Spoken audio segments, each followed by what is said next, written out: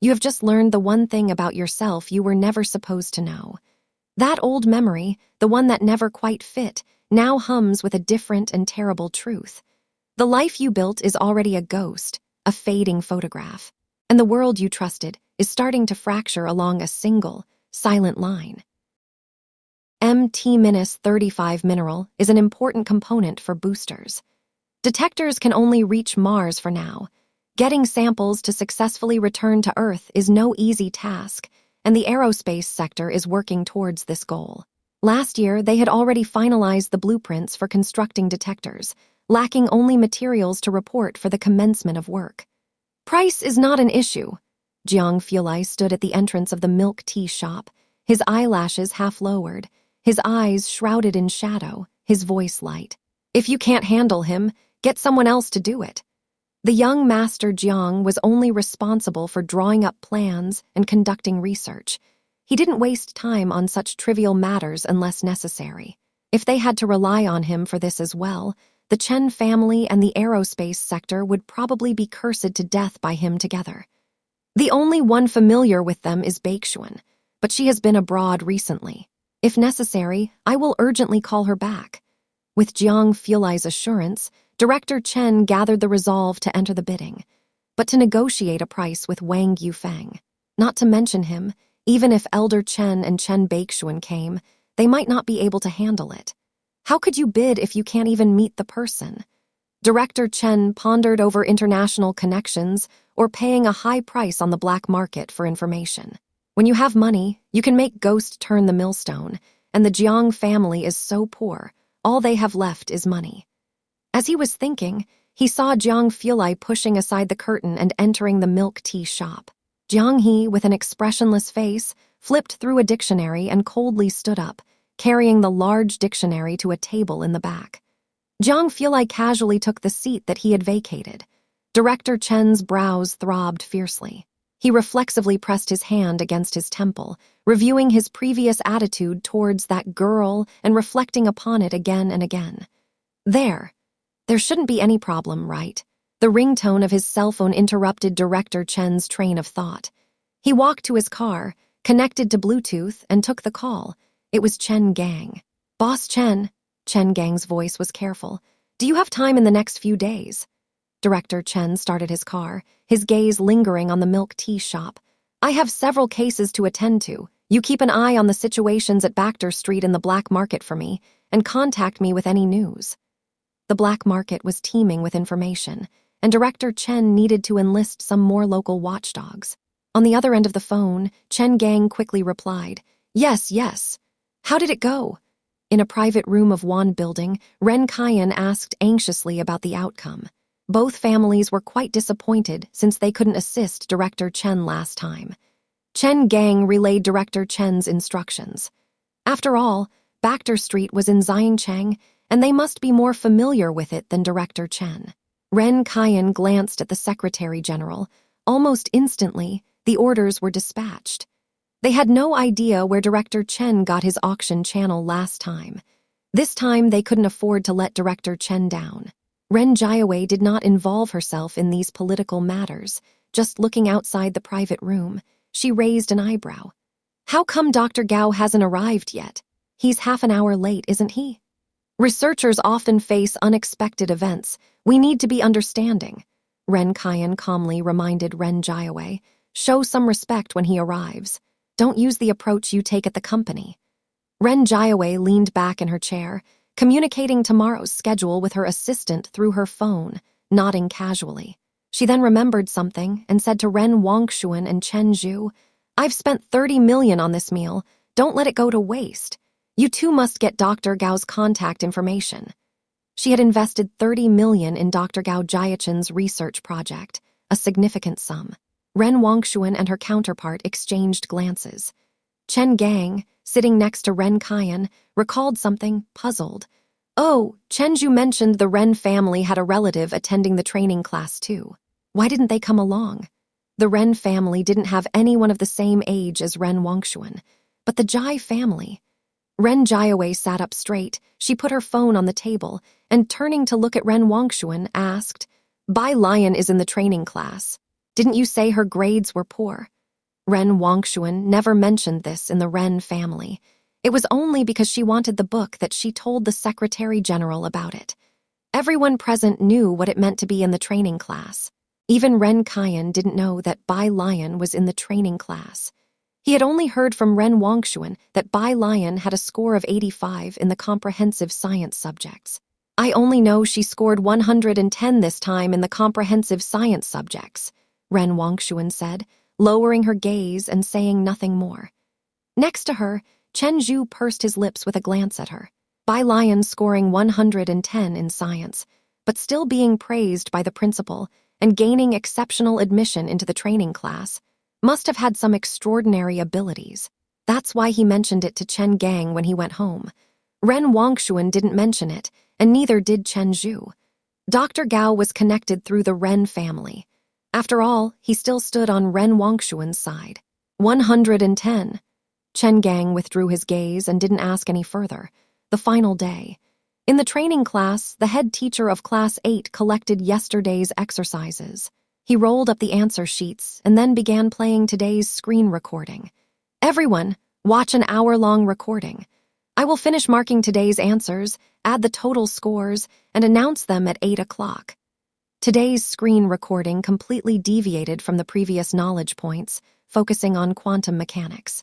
So, quantum entanglement means that a particle exists in two states at the same time. We all know about Schrödinger's cat. Placing it in this context means that before you open the lid, the cat is in both alive and dead states. When you open the lid, it will collapse into one of those states. If you open it to find a live cat, then in a parallel universe, the you there opens it to see a dead cat. Bai Lion was always very interested in this and listened attentively. Everyone used to pay close attention to the screen recordings. But today, as the selections were about to be announced, apart from Bai Lion and those three, everyone else was too distracted to watch. Most people glanced at the clock every few minutes. Zhu Jiaran was not in the mood to watch the recording. She took her paper and pen and sat next to Ren Wangshuan. On the last day, she knew she couldn't fit in with Bai Lion's group, so she came to Ren Wangshuan. Ren, can I take a look with you later? There were many who thought the same. The two members who belonged to Ren Wangshuan's group quickly objected. Of course, we need to see it first, right? Ren Wangshuan, is it okay if we queue up? Others in the training class negotiated. Ren Wangshuan was indifferent. Whatever, but don't borrow it for too long. Arrange the time yourselves. Ren, you're too generous. Ren Wangshuan held the pen, eyes on the screen, but actually not listening at all. Even with an uncertain answer, Zhu Jiaran was extremely excited. The head teacher of Class 8 in the training class already had a plan in mind for the spots. The daily scores were close, and today's were about what he expected. Before 8 o'clock, he finished marking the papers, added the total scores, and printed the rankings. He took the total score sheet and pushed open the door to the training class. The sound of the door was barely noticeable, but most people noticed, and the cautious discussions came to an abrupt halt. Eyes swooshed and focused on him. The head teacher looked at Bai Lion and the other two, who were still listening attentively. He glanced at the time left on the recording, 20 minutes, and patiently found a seat to sit down, waiting for the video to end. This act made the other students restless. Ren Wangshuan narrowed her eyes, scanning the three including Bai Lion, her lips tightly pursed, looking extremely displeased. It's not like, what are those three doing? The people sitting nearby couldn't wait any longer. They can't get the spot anyway, so of course, they're not in a hurry. 8 o'clock. The screen recording stopped. The head teacher of Class 8 came to the podium with a stack of papers, watched by the students with intense focus. With one hand on his glasses and the other holding the list, he surveyed the room and then said, "Now, I will announce the total scores for the regular assessment." The classmates around Ren Wangshuan whispered congratulations in advance. "Wangshuan, Chenju, let's congratulate you first." At the same moment, the head teacher's voice rang out. Ning Zio 175 points, Bai Lion 160 points, Chenju 157. The person offering congratulations stopped in the middle of his sentence, stunned. He looked up, staring at the podium in near disbelief. Everyone's gaze subconsciously shifted towards Ren Wangxuan and Chen Zhu. In the lecture hall, the originally festive atmosphere instantly congealed. The homeroom teacher of Class 8 continued to announce scores. Tang Ming 155, Ren Wangxuan 154, Fan Kun 128. Not only did Chen Zhu's score lower than Ning Xiao and Bai Lian, but Ren Wangxuan even scored less than Tang Ming. Putting Ning Xiao and Bai Lian aside, Tang Ming was only a mid-level student in the tutoring class. How could he score so high? The atmosphere on the scene was very odd. After all the scores had been read, the members of Ren Wangxuan's group finally raised their hands, hesitantly asking, "Teacher, why are Ning Xiao and Bai Lian's scores higher than Chen Zhu's?" This was not only his question, but also the question of everyone present. Ren Wangxuan was never low profile, and most people knew they had a doctoral tutor from Jiangning University helping them with their homework questions. How many students does Jiangning University enroll each year? And even fewer among them could pursue a doctorate. How bad could the answers he provided to Ren Wangxuan be? "Teacher," Ren Wangxuan didn't stand up, but spoke imperiously. "Did you give the answers to Bai Lian and the others?" The homeroom teacher of Class 8 was stunned. He opened his mouth, wanting to say something. But Ren Wangxuan didn't listen and interrupted him. "Even if you did give them the answers, my score would never be lower than Bai Lian's. Chen Zhu and I always write the standard answers. The answers are the same. What is your scoring standard? On a whim. You told me in the beginning that you would be absolutely fair. Is this your so-called fairness?" Bai Lian missed 4 days. That's 40 points less. In such a case, her score could be lower than Bai Lian's. The air pressure in the lecture hall was very low. The homeroom teacher of Class 8 looked at Ren Wangxuan deeply. "It's normal for you to have questions." He unfolded the remaining papers in his hand and had them distributed. "These are the answer sheets of the top 5 students. Everyone can look through them at will, and after you're done, we can discuss my daily grading." Ren Wangxuan and Chen Zhu each got their hands on a few sheets of paper. All were from Ning Xiao and Bai Lian. Ren Wangxuan pushed the papers to one side, not wanting to look at them for even a second. She stared coldly at the homeroom teacher of Class 8, then turned her gaze to Bai Lian.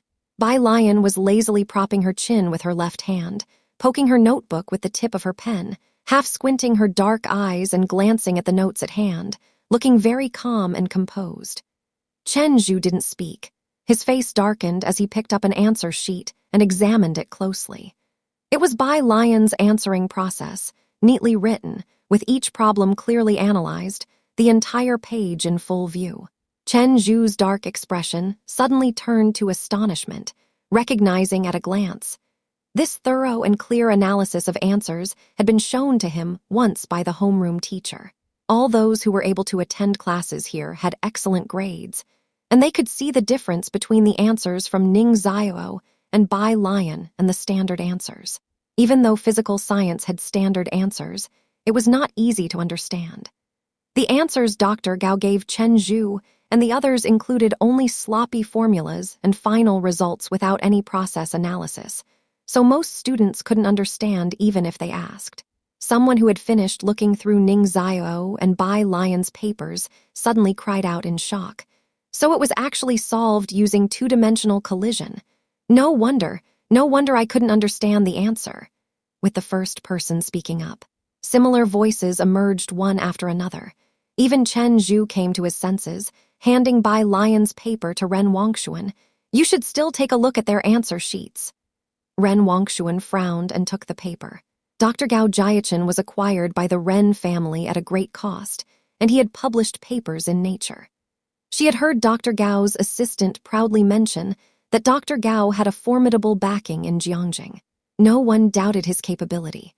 Ren Wangxuan felt that no matter how perfect the answers were, they could not be better than what Dr. Gao Jiachin had given them, until she saw the question on light particles written by Bai Lian.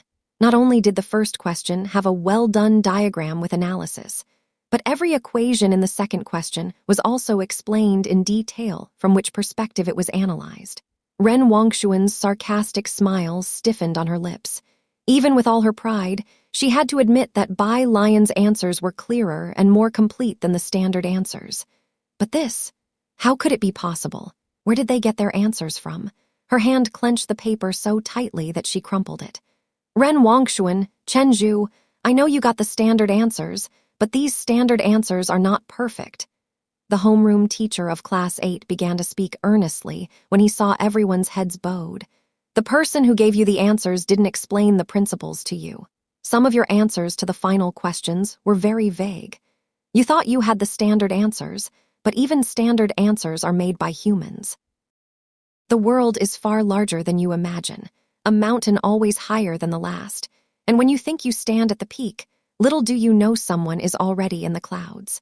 Vision determines your circle, vision determines development, and I hope you will take to heart what I'm saying today. Ren Wangshuan, learning never ends, and you must always be prepared to accept that you are but a frog in a well. Ren Wangshuan simply did not take it in. When had she ever felt such embarrassment? Over the past few days, she had declared more than once that the spot was hers, but how would others see her now? Her face flushed with color, Ren Wangshuan crumpled the paper into a ball. With a bang, she stood up, leaving her belongings behind, fleeing out the door. Behind her, Grade 8's homeroom teacher Jingjing watched her departing figure. When the principal handed over the difficult royal class, it was with the hope that he would teach it well. He thought he had done well. At least Grade 8 hadn't produced a school tyrant like Chen Wei. But now, the Grade 8 homeroom teacher felt defeated once more. Ren Wangshuan's starting point was too high. It would take Tang Ming and the others over a decade of striving to earn the opportunity to sit with her in the same cram school. She was born with it. The Ren family gave her the best education. She enjoyed the best resources from a young age, never suffered, even had a cafeteria built for her in high school. She was too spoiled and had it too easy, got used to being looked up to, which ultimately led to her overly high self-esteem. Okay, the Grade 8 homeroom teacher finally turned around after a long while and said in a deep voice to everyone, since Ning Xiao and Bai Lion have the highest combined scores, the spot goes to them. No objections, right? The outcome was unexpected for everyone. But the breakdown process was laid out right before their eyes. The difference was clear at a glance. Who could object? If there are no objections, I will send the key to Bai Lion and Ning Xiao. The Grade 8 homeroom teacher added their contact details. He sent the link and the key.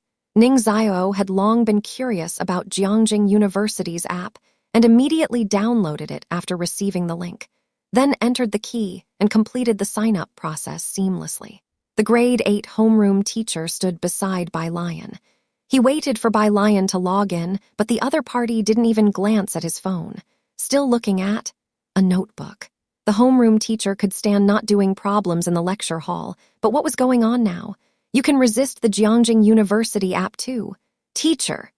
A shadow fell over his head, and feeling a gaze fixated on him, Bai Lion pressed his notebook and looked up slightly, his dark eyes clear to the bottom. Do you need something?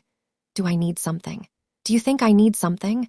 The Grade 8 homeroom teacher felt an urge to say something, but in the end, he held back. You! He withdrew his gaze. No, it's nothing. He turned around to collect the recently distributed answers. Most people were reluctant to let them go. But the Grade 8 homeroom teacher was cool. He didn't give them the opportunity to look any longer. Bai Lion's paper, previously crumpled and thrown on the floor by Ren Wangshuan, caught the homeroom teacher's eye after a while, and he bent down to pick it up, gently smoothed it out, and returned it to Bai Lion. Bai Lion took it and then casually set it aside. There are no exercises today. You can leave early, said the Grade 8 homeroom teacher to everyone in the lecture hall, then placed his hands behind his back and left the lecture hall. However, no one left. Tang Ming sat next to Ning Xiao, who had already registered and logged in. Turning back, he saw Bai Lion still looking at her notebook. Why haven't you logged in yet? He seemed more anxious than Bai Lion himself.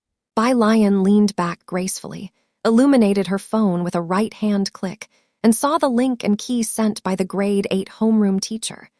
Jiang Fulai had just sent her the same link. After a glance, she casually forwarded the link and key to Tang Ming. The three of them had added each other on WeChat last time. Bai Lion didn't have many people on her WeChat, so it was easy to find him. Tang Ming didn't see her operations. His phone vibrated twice, but he didn't pay attention to it, still urging Bai Lion, "Hurry up and register." Bai Lion slapped her phone back onto the desk with a snap and glanced at Tang Ming indifferently, softly uttering 2 words. "Shut up." Tang Ming silently closed his mouth and turned around. Inside the lecture hall, someone hesitated for a long time, then stood up to find Bai Lion. "Bai Lion, could I borrow your answers to look at overnight?" After speaking, the boy also felt somewhat embarrassed. He had just been in line to see Ren Wangshuan's app, sitting on Ren Wangshuan's side. Ning Xiao was known in the school as a lone wolf, and he only dared to approach Bai Lion, holding on to a faint hope that Bai Lion would show him her previous analysis. Bai Lion didn't look up, simply pinching the analysis on the desk between her index finger and thumb, handing it over to him with an even tone. "Here you go, no need to return it." The boy was stunned. He thought that Bai Lion would at least mock him a few times, or give him a few small answers like Ren Wangshuan did. He hadn't expected her to say nothing. "What's the matter?" Seeing that he still wasn't taking it, Bai Lion finally looked up slightly, her pair of jet-black eyes narrowing lightly as she sized him up. Her gaze was not one of superiority like Ren Wangshuan's from on high. It was a calm assessment, as if he were a soldier under her command who had made a mistake and was now being forgiven and indulged by her. The boy snapped back to reality, feeling ashamed for his previous baseless speculations. "Nothing, thank you." Study hard." Bai Lion withdrew her gaze and methodically started to pack her things. The remaining students who wanted to ask, but couldn't bring themselves to do so, didn't expect Bai Lion to give away the answers so readily, and could only enviously watch the boy. The feelings in their hearts were indescribable. Tang Ming also began to pack up and decided to check his phone to see who had messaged him. Once he entered WeChat, he saw Bai Lion's forwarded message. "Sis," he turned to look at Bai Lion. "Why did you forward this to me?" He thought Bai Lion had slipped. Bai Lion zipped up her bag, lowered her voice, and casually said, "I registered for you." "What?" Tang Ming didn't catch on. He thought he had heard wrong. "Keep your voice down." Bai Lion stood up, one hand pressing down on her backpack, the other holding her phone, her face slightly turned away, her voice again lowered. "I said I'm giving this spot to you. Let's go outside and talk. The app spot for Jiangjing University is for me." Tang Ming was 80% astonished and 20% pretending. "You're saying you're giving me the spot for the Jiangjing University Preparation Camp app? You're really giving me the spot for the Jiangjing University Preparation Camp app?" Bai Lion. Not only did Tang Ming's voice not quiet down, he even repeated it 3 times. Now, everyone in the lecture hall, including those sitting at the back, heard it loud and clear. Even Chen Zhu, who was sitting in his original place, lost in thought, heard it. His fingers trembled, and he abruptly lifted his head to look in Tang Ming's direction. Ning Xiao had also packed his things, listening to Tang Ming's calls. When he turned around, he indeed saw Bai Lion's cold expression on his pale face, his eyes dangerously narrowed. Even without speaking, Bai Lion made Ning Xiao feel a chill. The usual laziness was gone. Ning Xiao grabbed Tang Ming's backpack strap, his gloomy eyes revealing a trace of light through his dark bangs. He spoke calmly. "I'm giving you a spot, so what are you yelling about? Get out first." He was very serious, and his voice was very loud. Tang Ming let out an "oh" and toned down his voice. Bai Lion's slender fingers gripped his backpack properly before withdrawing his gaze and heading for the door with a somewhat nonchalant attitude. The two followed him out. Everyone in the lecture hall watched the 3 of them leave, and only after they were out of sight did they exchange glances. "What did Tang Ming just say?" Someone asked as if it were fantasy. It seemed like he said Bai Lion was going to give up his spot for him. With the Chen family's wide experience and knowledge, Chen Zhu also couldn't suppress his shock. Everyone in Xiancheng, even those from the 4 major cities, strove for a spot at Jiangjing University. Even at Baikeng High School, there were only 10 spots controlled by Jiangjing University. Such a spot couldn't be found even on the app's auction site. It was priceless. Both the Ren family and the Chen family treasured it, not to mention others. Was Bai Lion really going to give his spot to Tang Ming? It's not that hard to understand. Someone in the lecture hall suddenly spoke up. Ning Xiao and Tang Ming have such high scores, probably because Bai Lion shared all the answers with them, especially since Ning Xiao is first. Ning Xiao often competed with Chen Zhu for the top 2 spots in the whole school, and this time, even with the help of a Jiangjing University PhD, Chen Zhu's scores were still lower than Ning Xiao's, which could only mean there was a mastermind behind the scenes. This variable was because of who? Aside from Bai Lion, he couldn't think of anyone else. Aren't those 3 in a competitive relationship? Before, they had envied Ren Wangshuan's 2 team members. But now, compared to Tang Ming and Ning Xiao, those 2 team members didn't seem enviable at all. Competing for what? Didn't you see? Bai Lion is even going to transfer the app to Tang Ming. The new student is really too good to his group mates. If only I had been randomly chosen. At this point, most of them couldn't help but look at Zhu Jiaren, who used to sit behind Ren Wangshuan. They remembered Zhu Jiaren was also in Bai Lion's group. Zhu Jiaren hadn't looked up once since hearing Ning Xiao and Tang Ming's scores. She had come to a realization. Ning Xiao hadn't been going to assist Bai Lion with poverty alleviation every evening. Bai Lion had the answers, even clearer than Ren Wangshuan's. Why hadn't she mentioned it before? If she had spoken up, she wouldn't have made up an excuse to go back to the dorm. The assignments, and those assignments. Zhu Jiaren pulled up Tang Ming's WeChat, which she had only added. What exactly was the assignment Bai Lion gave us before? Tang Ming didn't say a word, just sent over 2 pictures. The pictures showed Bai Lion's handwritten assignments and analyses. Zhu Jiaren had never paid attention to the assignments Bai Lion had sent before, throwing them away without a second glance. Today was the first time she seriously looked at the questions and analyses. After looking through them, she was unable to regain her composure for a long time. Only then did she finally understand what she had missed. Outside. By the 10th time Tang Ming asked Bai Lion, she finally spoke up. If you say one more word, I'll immediately transfer it to Zhang Shai's. Tang Ming. He fluidly downloaded the app, registered an account, then searched for Ning Xiao's account and followed it. He was just about to ask Bai Lion when he couldn't find hers, but saw that Bai Lion had already entered a milk tea shop. He silently held back. At the Ren family. Mealtime. Ren Kaiyan had just returned from outside, handing a gift box to a servant. Glancing around, he did not see Ren Wangshuan. Where's Xuangshuan? The servants exchanged looks. Ren Wangshuan had been gloomy since her return and had locked herself upstairs without coming down for dinner. No one dared to call her. Ren Kaiyan was surprised. He knew today was the day spots were distributed, and he had even brought a gift back for Ren Wangshuan. He went upstairs and knocked on Ren Wangshuan's door. There was no response, so he had someone fetch the key from the storage room to unlock the door. Ren Wangshuan hadn't turned on the light, and the curtains were tightly drawn. Ren Kaiyan, surprised, had the servant hand her the gift box while he turned on the room's light. What's wrong? Seeing Ren Wangshuan still in her school uniform, lying on the bed, Ren Kaiyan held the gift box and gently began. Your grandfather also bought you a gift. Open it and see, it's what you've always liked. I don't want it. Ren Kaiyan, concerned, looked at Ren Wangshuan and gestured for the servant to leave. Xuangshuan, tell your grandfather who bullied you. Ren Wangshuan didn't speak. Ren Kaiyan stood still, watching her for a long while, took out his cell phone, and prepared to call the principal with a cold expression on his face. Hearing the keypad beeps, Ren Wangshuan suddenly leaped up, snatched Ren Kaiyan's cell phone and ended the call. Ren Kaiyan didn't take it back, just stood there watching her.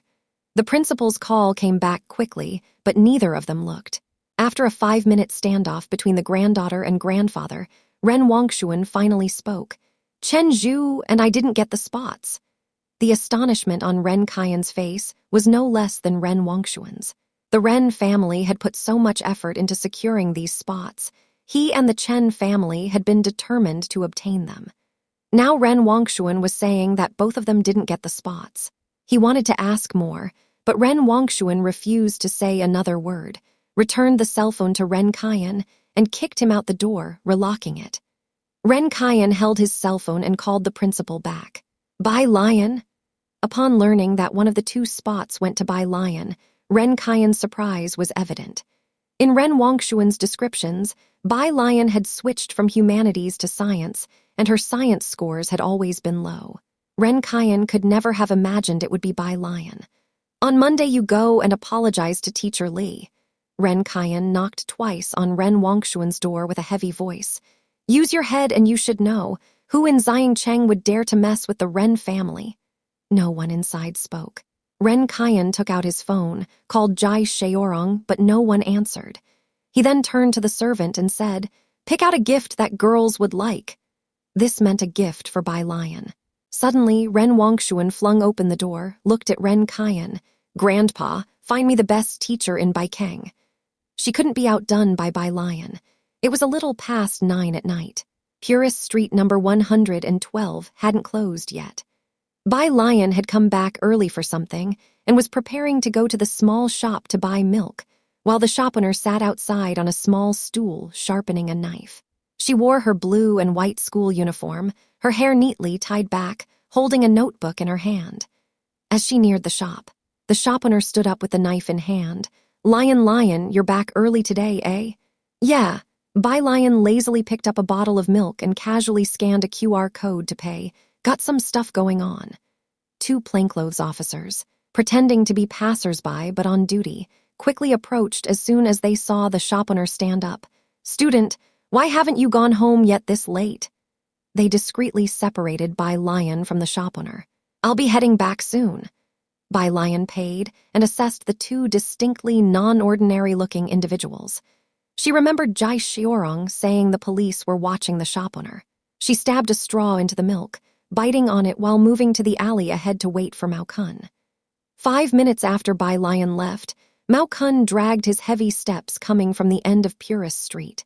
The shop owner was still sharpening his knife, and Mao Kun squatted in front of him for a minute, commenting, "Uncle, your knife isn't sharp enough, not fast for cutting bones. I'll bring you a sharper one in a couple of days." "It's fine as it is." The shop owner brought out the knife, gleaming with a chilling reflection. The two officers preparing for a shift swap inhaled sharply. Leaning against the wall at the usual spot, Bai Lion played with the straw, her slender and fair fingers tapping a cell phone, memorizing vocabulary. Her posture relaxed, her eyes and brows shrouded in the darkness of the night. "Did you add weighted bags?" She noticed Mao Kun's limbs were bound with more than mere 1-pound sandbags. "Oh yeah." Mao Kun lifted his right hand to show Bai Lion the silver-white metal chunks the size of an egg on his wrists and ankles. "I used to use iron, but my godfather said 2 pounds of iron was too bulky, so he switched to these for me." Saying this, he pulled out a bag to show Bai Lion 4 similarly sized medals. "These are for you." Bai Lion was surprised. She picked up one of the egg-sized medals and weighed it in her hand. The density was much higher than iron. Bai Lion needed to go to school, and it was inconvenient having sandbags tied to her hands, so the small metal pieces were suitable. She picked up the 4 pieces of metal, casually tossed them, her posture lazy with a slight smile on her lips, casually complimenting, "Not bad at all." Mao Kun watched her casually tossing the 8-pound objects.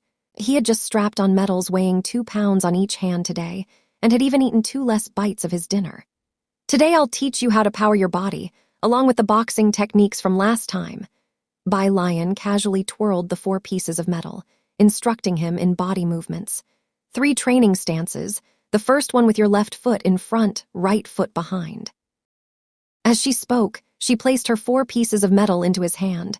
"Pretend it's a long stick. Push sweep downward with your right hand moving forward, follow with your right foot, pull back with your right hand, push forward with your left hand."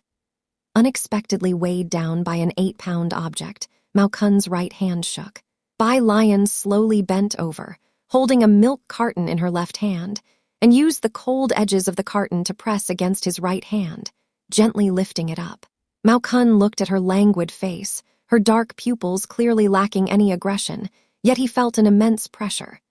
"Steady," Bai Lion said after he had stabilized, and only then did she let go of the milk carton with an air of nonchalance. He spent half an hour today learning 3 strength-building movements until he had memorized them. "Sis, am I really stupid?" Mao Kun escorted her to the door and suddenly asked cautiously on the way.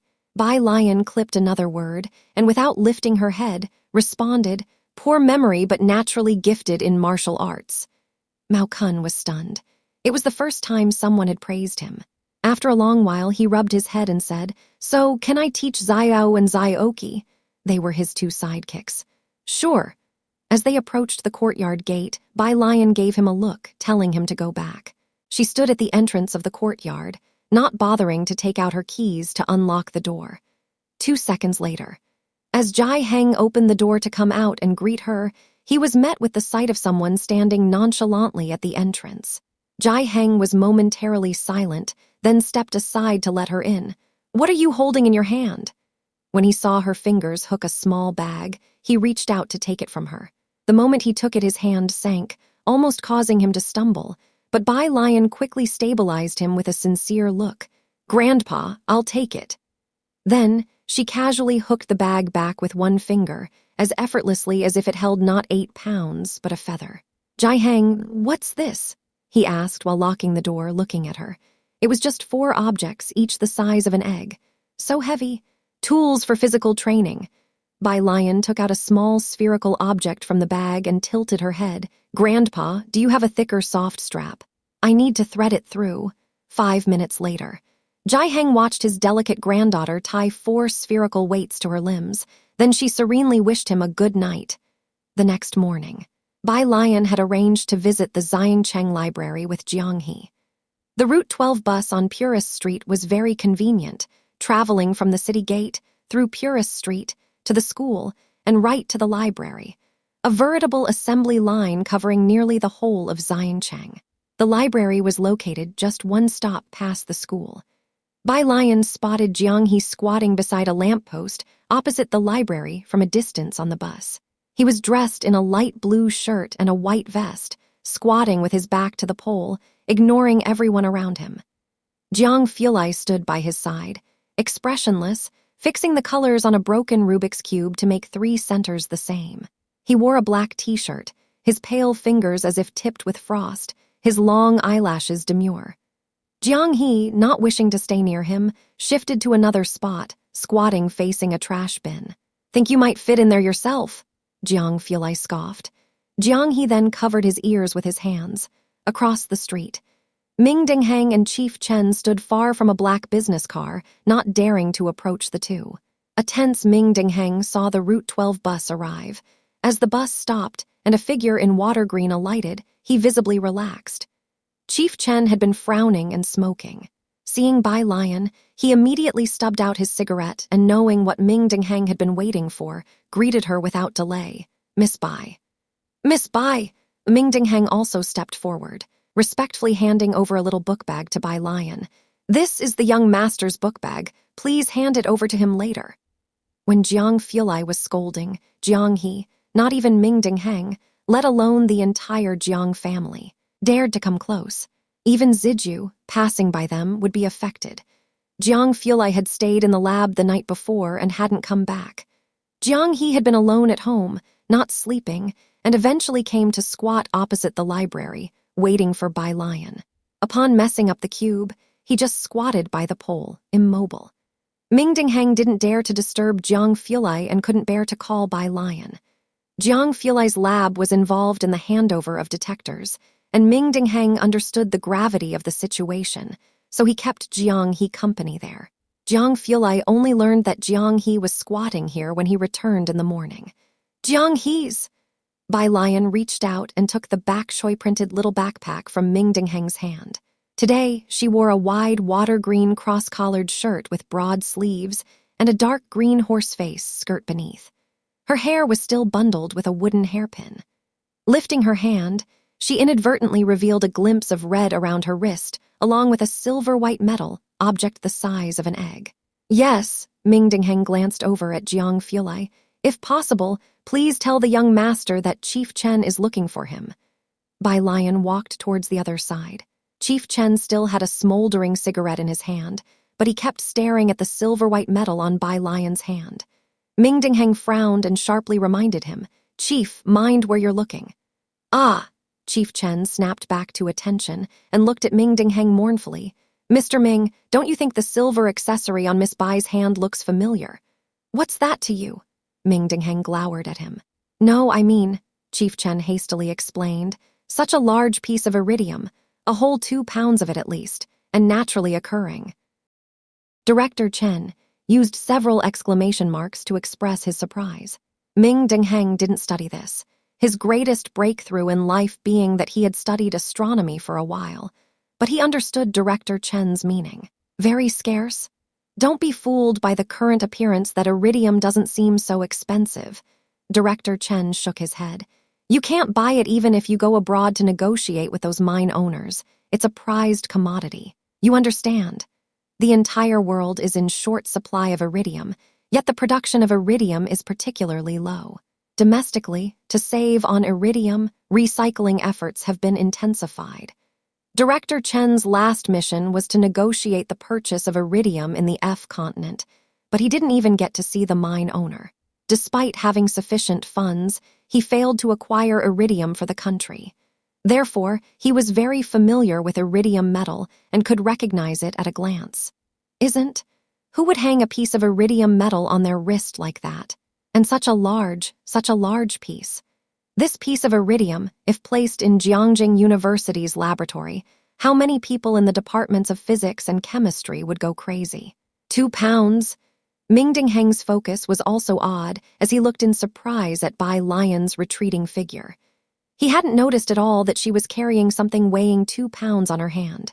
Across from them, Jiang Fulai was about to say something, but seeing a figure walking slowly towards them, he took a deep breath. Bai Lion looked at his cold face, then lowered her gaze to Jiang He, who was squatting by the trash can, covering his ears. She bent down slightly, pinching Jiang He's collar with 2 fingers, lifting him up. She scrutinized him for a while with narrowed eyes before lazily asking, "Are you little trash? Squatting by the trash can?" Jiang Fulai quickly restored the Rubik's Cube to the steps Jiang He had set. Upon hearing this, he stood coldly behind Bai Lion with one hand in his pocket, his tall figure slightly leaning, his pale eyes narrowly opened, sneering at Jiang He. Jiang He's eyes widened in disbelief as he looked at Bai Lion. Bai Lion let go, putting him down. Jiang He clutched at her clothes tightly, hanging his head low, silent. She didn't ask why he was squatting there. After nearly a month of acquaintance, she knew that Jiang He had some issues with his personality. Letting Jiang He cling to her clothes, she turned her head and looked at Jiang Fulai for a while. Jiang Fulai was difficult to approach even in the best of moods, let alone when he was in a bad one. Expressionless, his gaze lowered, Ming Dingheng didn't dare to come close. Taken aback by her casual glance, he too was slightly stunned. Just when Jiang Fulai was about to say something, Bai Lion suddenly spoke up. "Didn't you sleep last night?" Jiang Fulai was somewhat surprised. He subconsciously looked himself over. Even after a sleepless night, young Master Jiang remained impeccably neat, spotless from head to toe, his hair unruffled, proudly elegant, still looking as dashing as ever. His narrowed phoenix eyes betrayed no trace of fatigue. "You should go back to sleep," Bai Lion said lazily, patting Jiang He's head and tilting her own slightly, her voice carrying a casual chuckle. "Leave Jiang He to me." She also handed Jiang He's little bok choy packet to him, letting him hold it himself. As for what Ming Dingheng mentioned about Director Chen needing to see Jiang Fulai, Bai Lion didn't mention a word of it. Under normal circumstances, Jiang Fulai and Jiang He would be at an impasse for at least a day. Jiang He would ignore everyone, insisting on squatting alone like this. He would cover his ears whenever someone spoke, refusing to eat or sleep. Jiang Fulai, often busy, would still have to make time to watch over him and ensure he ate, frequently sitting beside him with a laptop. Both were quite resilient. It was just a matter of who couldn't bear the sleeplessness first. Unsurprisingly, it was always Jiang He who fell asleep first. Today marked the first time Jiang He had a breakdown since coming to Xiancheng, an occurrence both unexpected and routine for Jiang Fulai. Perhaps not expecting Bai Lion to respond in that way, Jiang Fulai slightly lifted his gaze. It was after a pause of about a minute that he replied calmly, "The 2 adults and 1 child walked in the opposite direction. Bai Lion, with one hand carrying her backpack and the other holding Jiang He's hand, led him into the library. Jiang Fulai stood beside the car, hands still in his pockets, his tall figure elongated by the morning sun. His cold and exquisite face was illuminated by the golden light, looking even more unapproachable. He watched as the two entered the library. Only after they had gone inside did he withdraw his gaze, get into the car, and said indifferently, "Let's go." Director Chen had already planned to disclose the following matters, but he didn't expect Jiang Fulai to say, "Let's go." He sat down in the passenger seat, immediately looking towards Ming Dingheng for help. Ming Dingheng, at the driver's seat, was also surprised, fearing he had misunderstood Jiang Fulai's intent. Back to the manor. Jiang Fulai leaned against the chair back, his eyelashes slightly closed, crossing his long legs elegantly, his eyes hidden in the shadows as if resting with his eyes closed. They had thought after returning, Jiang Fulai would say something, but they hadn't expected him to go straight upstairs, to sleep. Miss Bai didn't speak with young Master Jiang. Director Chen looked at Ming Dingheng, completely confused. Why did young Master Jiang go to sleep? Not to mention Director Chen, Ming Dingheng, who had followed Jiang Fulai for several years, was also surprised. Jiang Fulai is a workaholic. When the Jiang family was unstable, he attended school while dealing with the family affairs, and even had a record of staying awake for 4 consecutive days. Now that Jiang Ziju is managing the Jiang family for him, the laboratories are at a critical stage, and he is still very busy. Only when Jiang Ziju really can't handle a matter would he come to find him. To stay up all night and deal with other matters the next day was all too common for Jiang Fulai. Today, Director Chen had contacted Ming Dingheng early in the morning to meet with Jiang Fulai, obviously to discuss important matters, and Jiang Fulai could not have failed to see this. So, what on earth did Miss Bai say? And why did young Master Jiang go to catch up on sleep? Ming Dingheng scratched his head, puzzled, and simply yawned and went asleep too, as he hadn't slept all night either because Jiang he didn't sleep. Coolly, he left Director Chen to his own devices. Director Chen didn't dare to object and just sat silently in the hall.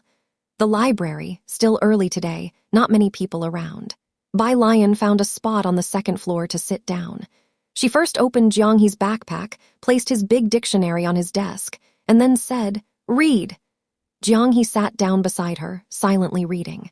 Bai Lion had just taken out her notebook when she received a message from Pu Ziohan on WeChat.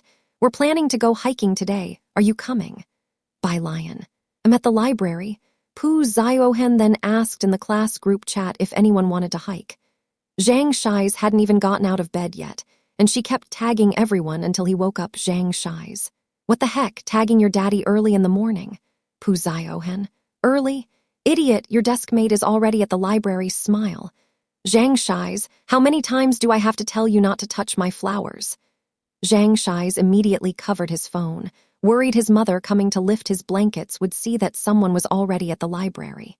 It wasn't until his mom chased him with a stick from his room to the living room that he raised his phone high, bravely tagging Pu Ziohan back with one word in the group chat. Cool. Meanwhile, at Ning Zio's house, he held his phone, thinking over Pu Ziohan's message, and then messaged Bai Lion in their private group to ask for the exact location of the library. He started packing his bag. "Are you going out?" The elderly man with snow-white hair looked at Ning Zio with surprise in the yard. Ning Zio hummed a response, always just as silent no matter where he was, "Going to the library with classmates." Go ahead." The old man smiled, standing up straight, his expression gentle and kind. Watching Ning Zio truly leave, he looked greatly relieved. He returned to the main hall, took an incense stick, bowed to the 3 memorial plaques with his hands together, and spoke with kindness and warmth. "Good morning. Little Ning Zio seems to have made a friend. Are you happy too, Nuo?" He inserted the incense stick. In the room, the old man's cell phone started ringing. He put on his reading glasses to look for the phone, squinting his eyes and pressing the big green answer button. "Hello, Zio Wang." High school seniors are under great pressure. Pu Ziohan originally wanted to go hiking, but in the end, no one from her class wanted to hike. They just wanted to sleep or lie down. so she had no choice but to bring her homework to the library to find Bai Lion. Upon entering the second floor, she saw Ning Xiao and Tang Ming sitting opposite Bai Lion. Tang Ming was the top student of class 11 and was also someone Pu Ziohen often saw on the school's honor roll. Of course, compared to Tang Ming, how did this lone top student who always kept to himself end up hanging out with Bai Lion?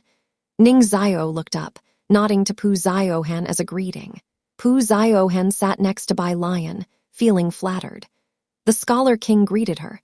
She hurriedly responded and exchanged WeChat contacts with Tang Ming before turning back to talk to Bai Lion. Then she saw Jiang He sitting next to her, engrossed in a big dictionary, his face expressionless, his eyelashes long and thick. "Who is this kid? He's really good-looking, his eyelashes are so long," Pu Ziohen whispered, her voice filled with excitement. On the other side, Tang Ming looked at Pu Ziohen with a complicated expression. "Looks good, doesn't it? In a moment, he'll make you question life itself." Bai Lion took out her biology book and notebook, her slender and fair fingertips pressing against the page numbers of the notebook, her long eyelashes lowered, methodically stating, "His name is Jiang Xiaonao." "Jiang Xiaonao." Pu Ziohen took her words for truth. Jiang He looked up at Bai Lion incredulously once again. If Jiang He were a normal child, he would definitely have objected loudly and introduced himself. Unfortunately, he wasn't. Jiang He could only silently flip the dictionary to the page with the character crane.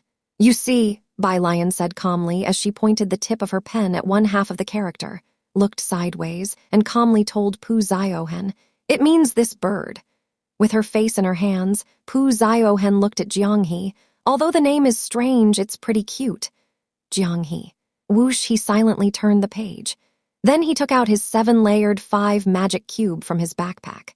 Pu Ziohen, who had just written a few words and was stretching, caught sight of the unfamiliar, football-shaped cube the boy was slowly pulling out. 12 sides, 12 colors, and still a 7-layered cube. She felt dizzy just looking at it. Then, in the next second, she saw the delicate boy restored the colors on one face to the same color. Her half-raised hand paused in midair. Tang Ming finally retracted his gaze contentedly from across the room. Some time passed. Jiang He, playing with the 7-layered 5 magic cube, yawned quietly.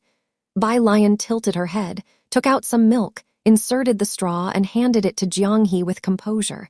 "Don't fall asleep, Jiang Xiaonao. You normally can hold up well. Don't sleep now, I'll stay with you till tomorrow." Jiang Xiaonao holding the milk. Meanwhile, at the Ren family home, upstairs, the Secretary General, seeing Ren Wangshuan in a sulk, whispered comfortingly, "Miss, I understand your grievances, but please don't throw a tantrum in front of Mr. Ren. He likes to be in control and not be controlled. After all, you are his only granddaughter. Miss, you must believe that I am absolutely on your side." "I know," Ren Wangshuan responded sullenly. If it hadn't been for the Secretary General risking his own safety to save Ren Jiawei and personally handing the newborn Ren Wangshuan to Ren Kaiyan, Ren Wangshuan's safe birth would have been impossible. As a great contributor to the Ren family, the Secretary General still remained cautious and modest, without resting on his laurels. Everyone in the Ren family, including Ren Jiawei, trusted him deeply. After he comforted Ren Wangshuan, he then stepped out. Ren Kaiyan stood at the end of the corridor. "How is she doing?" "The miss says she knows she was wrong." The secretary bowed his head humbly. "She also doesn't want to cause you worry. She's very remorseful." Ren Wangshuan then came out to apologize. "Grandfather, I'm sorry." Ren Kaiyan couldn't possibly be truly angry with her. "It's all right. Remember to apologize to your teacher later." Downstairs, Ren Jiawei was on the phone in the living room. "Yeah, okay." Jai Sheorong sat to the side, looking down as he sipped his tea. Ren Kaiyan then sat opposite Ren Jiawei, waiting for her response. Ren Wangshuan sat beside Ren Kaiyan, unconsciously twirling her fingers. "How did it go? What did Dr. Gao's assistant say?" Ren Kaiyan hurriedly inquired once Ren Jiawei hung up the call. Ren Jiawei threw her phone onto the table and crossed her arms over her chest, sweeping her gaze around the room. "Dr. Gao gave a standard answer. Let's leave it at that. After all these years of elite education, they still can't compete with Chen Zhu." What can I say? How did Teacher Lee arrange things? Ren Kayan interrupted Ren Jiawei, looking up at the secretary standing by. Noon, a private room in the Wand building. The secretary general checked the schedule. You've invited him. He couldn't possibly refuse to give you face. The only issue is that Miss Bai's phone doesn't seem to be reachable. Jai Sheorong, who had been silent up to this point, spoke up indifferently. Alien is focused on her studies, and she has already given her spot to someone else. I hope you don't disturb her. The others in the hall didn't know about this. She gave her spot away just like that? Ren Kayan was shocked. Ren Wangshuan also suddenly stood up. The secretary looked at Jai Sheorong with a deep frown. Mr. Jai, she's at the very least your niece, and we are all relatives. Why do you keep helping outsiders? If she's giving the spot away casually, why not give it to Miss Wangshuan? Ren Kayan didn't interrupt the secretary. Clearly, that was also his line of thought. Admittedly, he admired Bai Lian a lot, but compared with Ren Wangshuan, she seemed insignificant. First it was the book, and now it's the spot. Jai Sheorong stood up, looking at Ren Kayan. What does she owe you? Jai Sheorong had always been an invisible presence in the Ren family. He rarely visited the Ren family's old residence and conducted himself with quiet, scholarly elegance and a strong sense of literary pride. He had almost no presence in the Ren family. Ren Kayan was unsatisfied with the marriage and seldom concerned himself with his son-in-law until the birth of his pleasing granddaughter. Jai Sheorong had only sought out Ren Kayan once 7 years ago because of an issue concerning Jai Sheajun. This was still the first time he had spoken up like this at the Ren family home. Even Ren Kayan was taken aback by his attitude. All right. Ren Jiawei picked up the cigarette box on the table and pulled out a cigarette, lighting it as she bowed her head. Dad, if you're outclassed, you have to admit it. It's not that I look down on them. Ren Wangshuan looked up at Ren Jiawei and bit her lip. Mom, forget it. Ren Kayan stopped expressing his opinion and stood up. Wangshuan, come with us to Wan building first. Your teacher is arriving soon. He didn't bring Ren Jiawei with him. Once everyone had left, Jai Sheorong retrieved a pillbox from the pocket of his coat and poured out 2 pills. Ren Jiawei poured him a glass of water, frowning. Don't worry about this matter. You also know Wangshuan has always been under my dad's care. Ren Wangshuan was the only descendant of the Ren family, taken and handed over to Ren Kayan to be raised from the moment she was born. They simply had no say in the matter. Across from them, the Secretary General glanced at them indifferently before turning to walk out the door. I do have some regrets about handing Wangshuan over to your father. Jai Sheorong put down the water glass and pressed his brow. Stop thinking about it. However, Ren Jiawei resettled in her chair, eyeing Jai Sheorong thoughtfully. Bai Lian does bear a resemblance to the Jai family, whereas Wangshuan doesn't resemble her at all. Don't say that again in the future. Don't bring up the idea of grooming Lion anymore either. She wouldn't want it. Jai Sheorong swallowed the pills and put away the pillbox, then shook his head. And if Wangshuan hears it, she'll cause a fuss again. He had a feeling that Ren Wangshuan harbored significant animosity towards Bai Lian. Yet there was clearly no conflict between the two of them. All right, I haven't said it in front of anyone else. Ren Jiawei gestured in surrender. But if your niece truly doesn't want, all right, I won't mention it. At 12 o'clock, the private room in Wand building. Chen Zhu and Chen Gang were also there. The head teacher of Class 8 had been transferred to First Middle School, and anyone in Xiangcheng with money and influence tried to get their child into his class. Chen Gang and Ren Kayan were very polite to him. Bai Lian passed the spot to Tang Ming. Upon hearing this news from Ren Kayan and Chen Gang, the Class 8 teacher's surprise was not less than that of Chen Zhu or Ren Wangshuan. This was a slot for Jiangjing University's preparatory camp. Even if Bai Lian genuinely didn't want it, on the black market, it could fetch at least tens of millions. But it was Bai Lian who had done this. Upon reflection, the Class 8 teacher felt that this was something she was capable of doing. Indeed, Bai Lian has always been such a person, honest even when unobserved and pure at heart, the Class 8 teacher mused. In his eyes, Bai Lian was like that, proud but not contentious, bright but not blinding. He really had a high opinion of Bai Lian. Ren Kaiyan and Chen Gang exchanged glances, both seeing surprise in the other's eyes. Their Class 8 head teacher was someone genuinely wise and learned. They were very reassured to entrust the younger generation to him. After hosting several banquets, they had never heard him praise someone so highly before. His highest praise for Chenju was simply being bright. "To be honest, she is my son-in-law's niece," Ren Kaiyan said with a smile, seeing that the head teacher had taken a liking to Bai Lion. So he turned to Ren Wangshuan. "Wangshuan, you should learn more from your cousin about the principles of being a person." Ren Wangshuan had been struggling to contain herself ever since the head teacher began to speak, and to make matters worse, Ren Kaiyan actually told the head teacher that Bai Lion was her cousin, especially since he also suggested she learn from Bai Lion.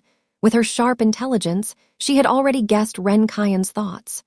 Ren Wangshuan gripped her chopsticks, still managing to maintain the most perfect demeanor. She stood up to apologize. "Teacher, I'm sorry, I was too impulsive."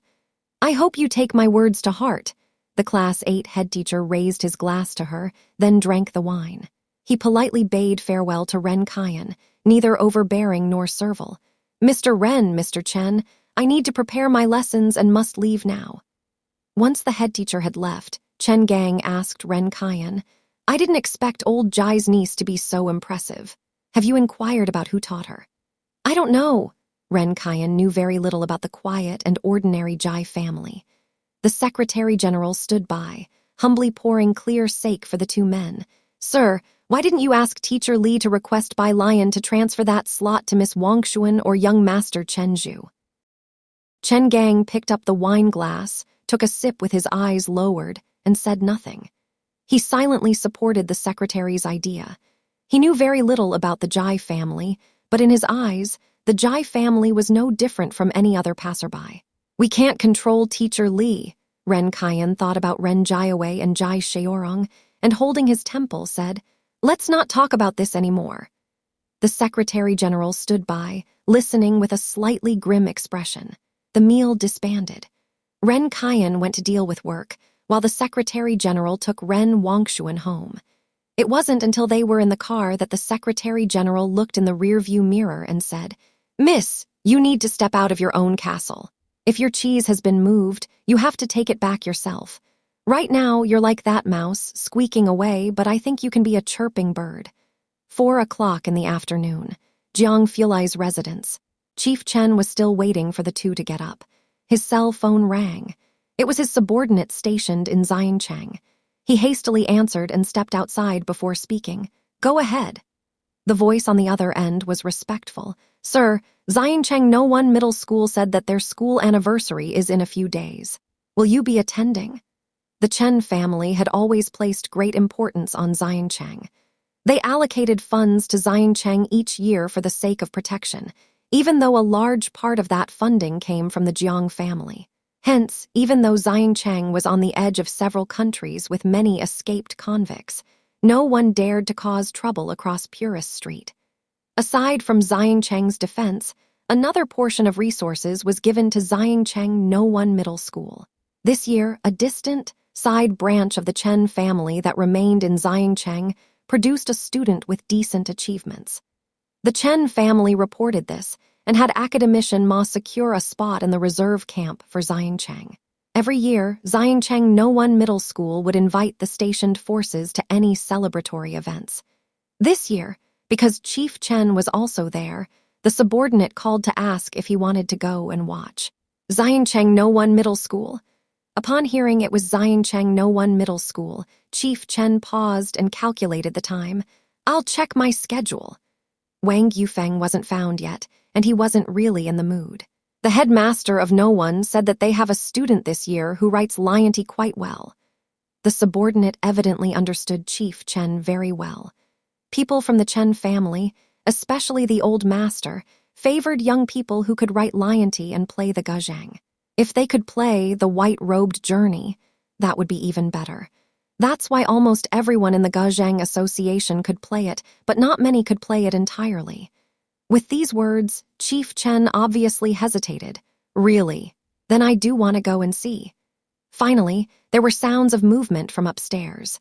Chief Chen quickly hung up the phone and walked into the hall to look towards the wooden staircase entrance. Jiang Fulai slowly descended the stairs after a shower, his half-dried hair slightly moist. He wore only a black silk robe, tied tightly at the waist, and his pale fingers held a laptop. "Young Master Jiang," Chief Chen lowered his voice. Jiang Fulai sat on the sofa and opened his laptop. A servant served a simple meal. Chief Chen sat down anxiously. "Someone saw Wang Yufeng at the Azure Dragon Bar, so I've already sent someone to stake it out." "The bar?" Jiang Fulai browsed through papers submitted by team members, his light eyes slightly narrowing. Jiang Xian had never been to a bar in his life. After a moment of thought, Chief Chen said, "I'm waiting for Mr. Ming to get up. We'll go scout first. Mr. Ming wants to go to the fighting ring to find Teacher Zhu. Tongpa is putting too much pressure on them." Jiang Fulai hummed in response, closed his laptop, turned around, and pulled out a black card from his drawer to give to Chief Chen. "By the way," Chief Chen remembered that Bai Lion was wearing Xiancheng No 1 Middle School's uniform last time. "Next week, Xiancheng No 1 Middle School will have their school anniversary.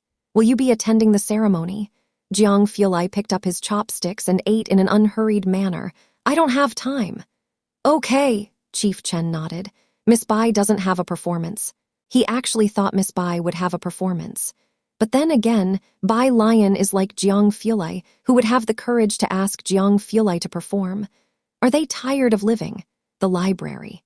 At noon, Bai Lion and Pu Ziohen went to eat hot pot across the street. Pu Ziohen only held out for the morning, wanting to go home to binge watch after eating the hot pot. Before leaving, she squatted beside Jiang He with a beaming smile. "By the way, little brother Zio now, our school anniversary is next Wednesday, and there's a program with your sister Bai Lion. Remember to come and watch if you have time." Jiang He didn't speak, just slowly looked up at Pu Ziohen. Pu Ziohen roughly knew there might be some issues with Jiang He's personality and didn't mind it. After speaking, she stood up and said to Bai Lion, "If your family has time, make sure they come and watch, or it'll be such a shame." Bai Lion didn't know if Jai Heng would have time. But Jai Shaojun definitely didn't have the time, as he needed to teach his students. "Okay." Bai Lion lazily took out her earphones. Jiang He followed behind Bai Lion, silently noting down the time. "What's your account name?" Back in the library, Tang Ming recalled Bai Lion's Jingjiang Preparatory Camp account and lowered his voice. Ning Zio also looked up. "Bai sister." Tang Ming thought it sounded kind of cool. Bai Lion glanced at Jiang He and curved her lips. "Bai Jian, Jian as in picking up trash."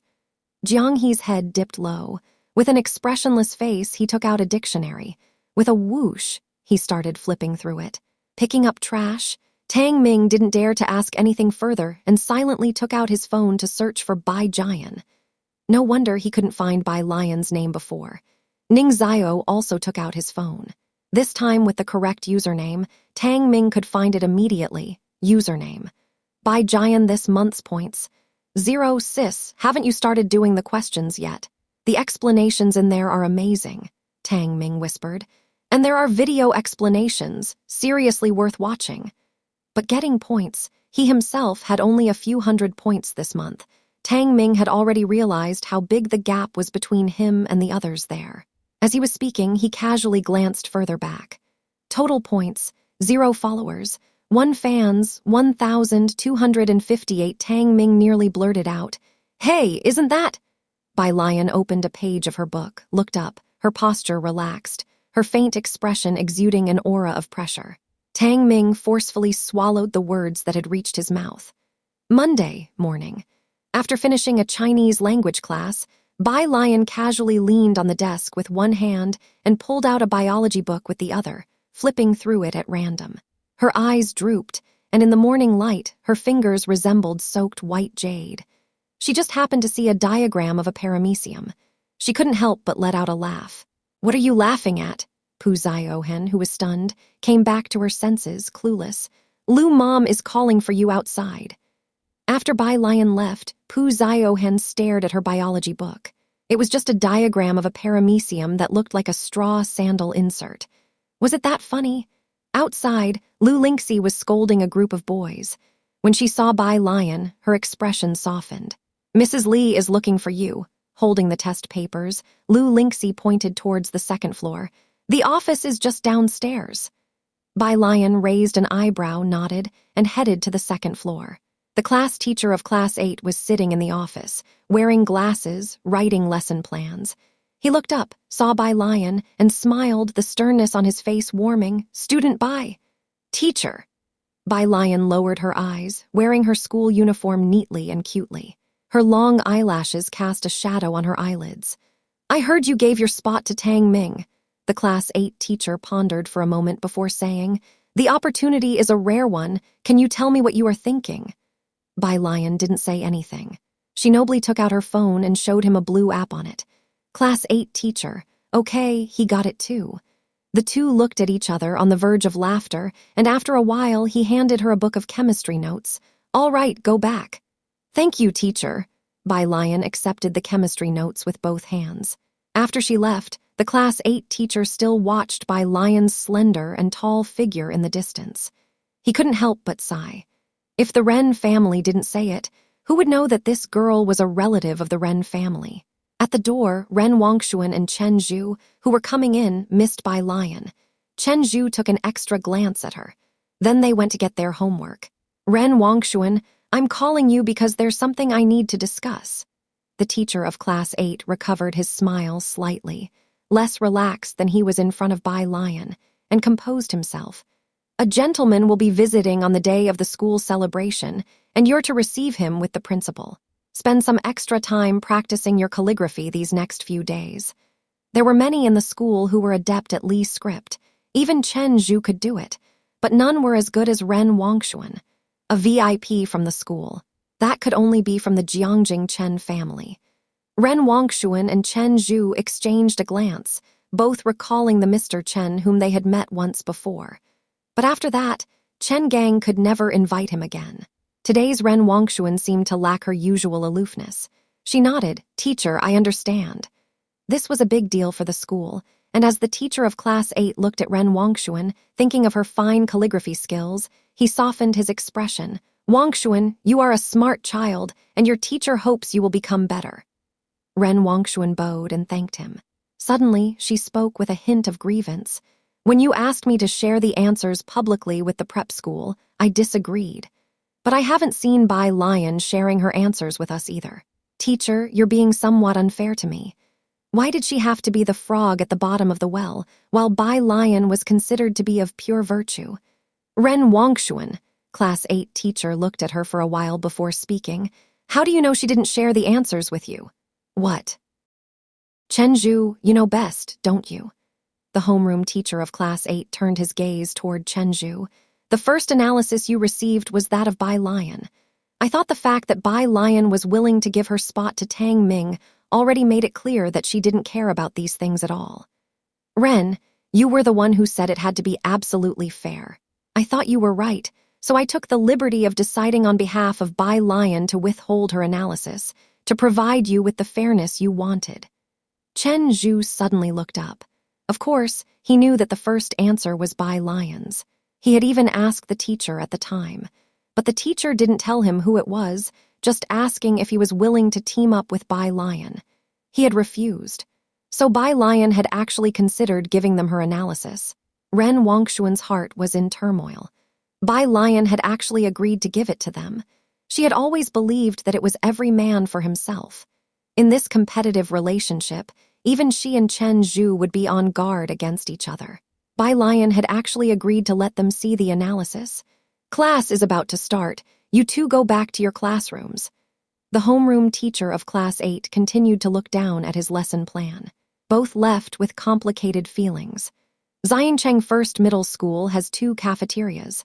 One was established when the school was founded, and the other is a small cafeteria donated by the Ren family. The small cafeteria has high prices, and it's said that the chef is 5-star rated. But apart from the students of Class 8, few others go there.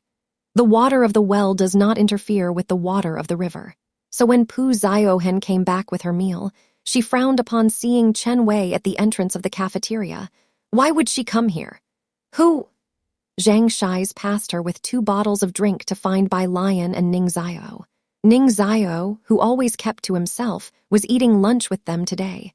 After the study session on Saturday, Xiaohen was no longer surprised. The long table was quite full. Zhang Shies handed the 2 bottles of drink to Ning Xiao and Bai Lion, then put his hands together in a prayer. May you both bless me with over 60 points in physics on the next monthly test. Amen. I suggest you put that joint photo in your room and idolize it every day. Xiaohen reserved a seat for Yang Lin. Glancing in Chen Wei's direction, she said to Zhang Shies, "You know, why don't you just give in to that woman?" Only then did Zhang Shies see Chen Wei. He was startled by Chen Wei and shrank back. "No way, she's too much for me to handle. And my body and soul belong to Sister Yan. Other little demons back off." He gestured with his hands. Really stupid. Xiaohen rolled her eyes, and for a moment, she felt that there was something off with Chen Wei's eye. Everyone in Class 15 knew that Zhang Shies liked a female celebrity. Their table was covered with her posters. At the entrance of the cafeteria, Chen Wei watched Zhang Shies place the drinks in front of Bai Lion. Malice in her eyes almost sprayed out. Her eyes narrowed, and she asked slowly, "Who is that girl?" "Bai Lion, a transfer student from the 35th class of senior year 3. The tall and strong girl beside Chen Wei recognized Bai Lion. "Wei, should we?" Chen Wei appeared very irritated. "My dad told me not to cause trouble." Suddenly, she kicked a table in front of her. The person sitting at the table had his lunchbox fall to the floor, but he didn't dare say a word. He trembled as he picked it up, then headed back to find a table in a corner without raising his head. The entrance of the cafeteria suddenly grew quiet, as if someone had pressed the pause button. Chen Wei walked up to Zhang Shies, her brooding gaze sweeping over Bai Lion. Then she pushed Zhang Shies' lunchbox aside and sat next to him, smiling. "Zhang Shies, let's go eat in the small cafeteria. Today the chef made me squirrel fish." Zhang Shies looked up and refused with an embarrassed smile. "Sorry, I like spicy food." "Well, all right then." Chen Wei let go of the lunchbox regretfully, but her eyes lit up with a smile again. "Tomorrow I'll have the small cafeteria make something to your taste." She stood up, looking disappointed as she left. Just as she did, Yang Lin, who was holding her meal, stood aside to let them pass through the aisle first. "What's the matter, you bad omen? With a face like your parents just died."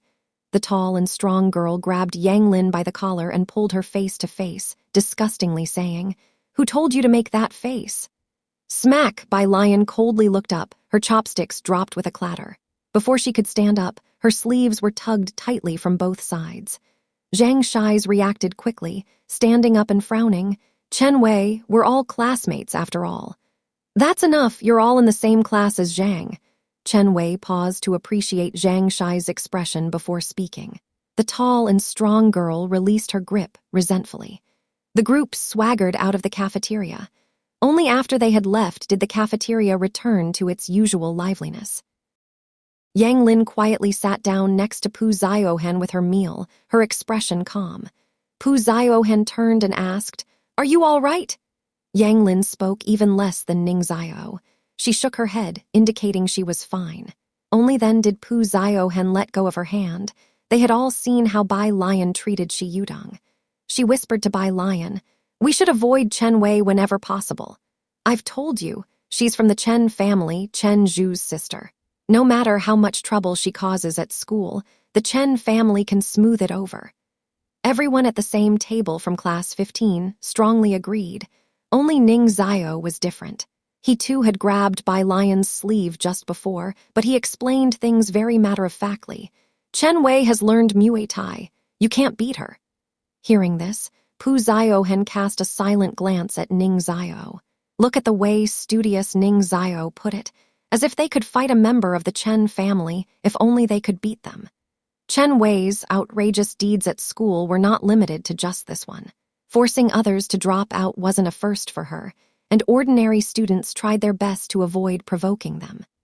Bai Lion withdrew her gaze from the cafeteria entrance and, with a slow and unhurried movement, began to use her chopsticks while her long lashes lowered. She made a measured gesture with them in front of herself. Pu Ziohen looked into Bai Lion's pitch-black eyes. Even though the other party hadn't said anything, There was an inexplicably chilling feeling running down one's spine. "Why are you looking at me?" Bai Lion asked, her food-holding fingers pinching the chopsticks and tilting her head toward Pu Ziohen with a slight curve of her lips. Pu Ziohen found her smile inexplicably bloodthirsty. "Ah, you don't have tutoring today, do you?" Pu Ziohen suddenly snapped back to reality. She broke the eerie atmosphere, asking Bai Lion. Bai Lion leaned on her elbow on the table and slowly replied, "Right. Then we can leave school together today." Pu Ziohen smiled, then turned serious. "This school celebration is very important. We absolutely can't make any mistakes. I'll walk you through the process again after school this afternoon." After school in the afternoon, Pu Ziohen went to the student council to help set up the stage, and Bai Lion went with her to go through the process. Yang Lin still went to work at the milk tea shop until 8 o'clock after her classes. Zhang Shi's, afraid of being ambushed by Chen Wei on his way home, didn't dare to play basketball, so he went with Pu Ziohen and Bai Lion to the auditorium to avoid Chen Wei. At this time, there were a lot of people in the auditorium. When they arrived, the president of the student council was holding a meeting. Seeing Pu Ziohen bring Bai Lion, he came over with the program list. "By the way, Pu Ziohen, I've moved Bai Lion's performance to the second to last." Pu Ziohen examined Bai Lion's longsword. Surprised by the president's words, she asked, "Why suddenly change the performance order?" "It's just been pushed back one spot." The student council president obviously wouldn't mention Ren Wongshuan and just chuckled. "I've heard Bai Lion's performance is quite spectacular, to hold the audience's attention a bit longer." He hadn't seen Bai Lion's rehearsal, but someone from the student council had, and they said it could rival Ren Wongshuan's. The student council president didn't confirm or deny this, feeling people exaggerated. However, this transfer student certainly looked better than Ren Wongshuan. That much was true, perhaps adding some filter in this aspect. Pu Ziohen reluctantly agreed with his explanation. Having Bai Lion as the finale meant the school had good insight. "Ziohen," the head of the arts department quickly came over, waving at Pu Ziohen. "You guys are early. Go ahead with the process." Bai Lion was holding a vocabulary book in one hand and casually took off her school jacket with the other. She was wearing a light green satin blouse, tall and elegant, her demeanor extremely striking. She was really different from the average student. She looked up and greeted the head of the arts department courteously. The head of the arts department immediately slowed her gait and gently smiled with pursed lips toward Bai Lion. "Pu Ziohen, Zun Kaiyan, you're scaring me like that." Zun Kaiyan resisted the urge to roll her eyes and said to Zhang Shi's, "You boy, why don't you come be a mascot?" "I'll pass with the new student here," Zhang Shi's, fearing being caught by Zun Kaiyan as a cheerleader as before, quickly said, "Ah, I've got something to do, I'm off to the restroom." Zun Kaiyan muttered, "Idiot." Pu Ziohen found it hard not to agree, and then she patted the shoulder of the head of the arts department with a wink. "Who didn't come today?" According to the student council's usual style, the first spot was definitely reserved for Ren Wongshuan. Today they were actually following the process, not giving Ren Wongshuan any special treatment. "I've heard Ren Wongshuan is practicing calligraphy today," Zun Kaiyan shrugged. She glanced around at the others, seeing no one was paying attention here, and whispered, "You know, the school leaders have always valued her calligraphy." This was no secret in the school. After all, whenever there was a major event, or when the honor board under the teaching building needed calligraphy or posters, Ren Wongshuan was asked to come forward. There are many fans of Ren Wongshuan in the school, the kind that are good at studying, talented in various arts, and come from a distinguished family. It's not common. Pu Ziohen explained this to Bai Lion, who had just arrived at the school. "Our school is funded by Jiangjing, and they place great importance on students' handwriting. Ren Wongshuan writes Liang's style extremely well." Pu Ziohen's tone carried a rare hint of admiration.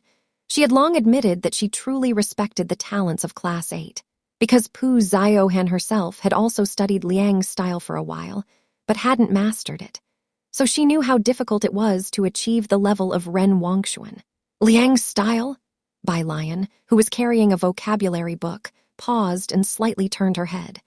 Pu Ziohen knew that Bai Lion wrote in the imperial script. Lu's mom had mentioned it in class, saying it was neat and nice looking. Not just Lu's mom. Many teachers who taught Class 15 started collectively disdaining the handwriting of science students. The test papers of Pu Ziohen, who always had neat handwriting, were not much affected by this. It's Liang Ziyuan's handwriting. Pu Ziohen thought Bai Lian might not be aware, and so she explained. You can't not know about it, right? Many people in our school can use this handwriting, but only Ren Wangshuan writes it the best, so whenever someone from Jiangjing visits, the school would ask Ren Wangshuan to meet those big shots. As for exactly which big shots they would meet, that's not something ordinary people like Pu Ziohan would know. I see. Bai Lian retracted her gaze. Here we are. Zun Kaiyan led Bai Lian to the renovated backstage entrance. She lifted the curtain and guided Bai Lian through the procedure on stage. When it's time, you'll go up from here. The spotlight will focus on you, and the final stance will be centered right here. The school anniversary was being taken very seriously this time, and every member of the student council was working diligently to ensure there were no mistakes on the day of the celebration. Not far away, a few sturdy girls were escorting someone as they approached. The student council president paused briefly and then went to meet them. Chen Wei, what brings you here? He was on good terms with Ren Wangshuan and Chen Zhu. It wasn't that he was particularly afraid of Chen Wei. Rather, he was the only one bold enough to talk to her. Chen Wei's gaze lightly swept over him and landed on Bai Lian ahead. She has a performance too. Yes, the student council president glanced over there. The new student will be performing a sword dance. There are a lot of people backstage. Chen Wei, why don't you wait outside? I just saw Zhang Shai's heading out.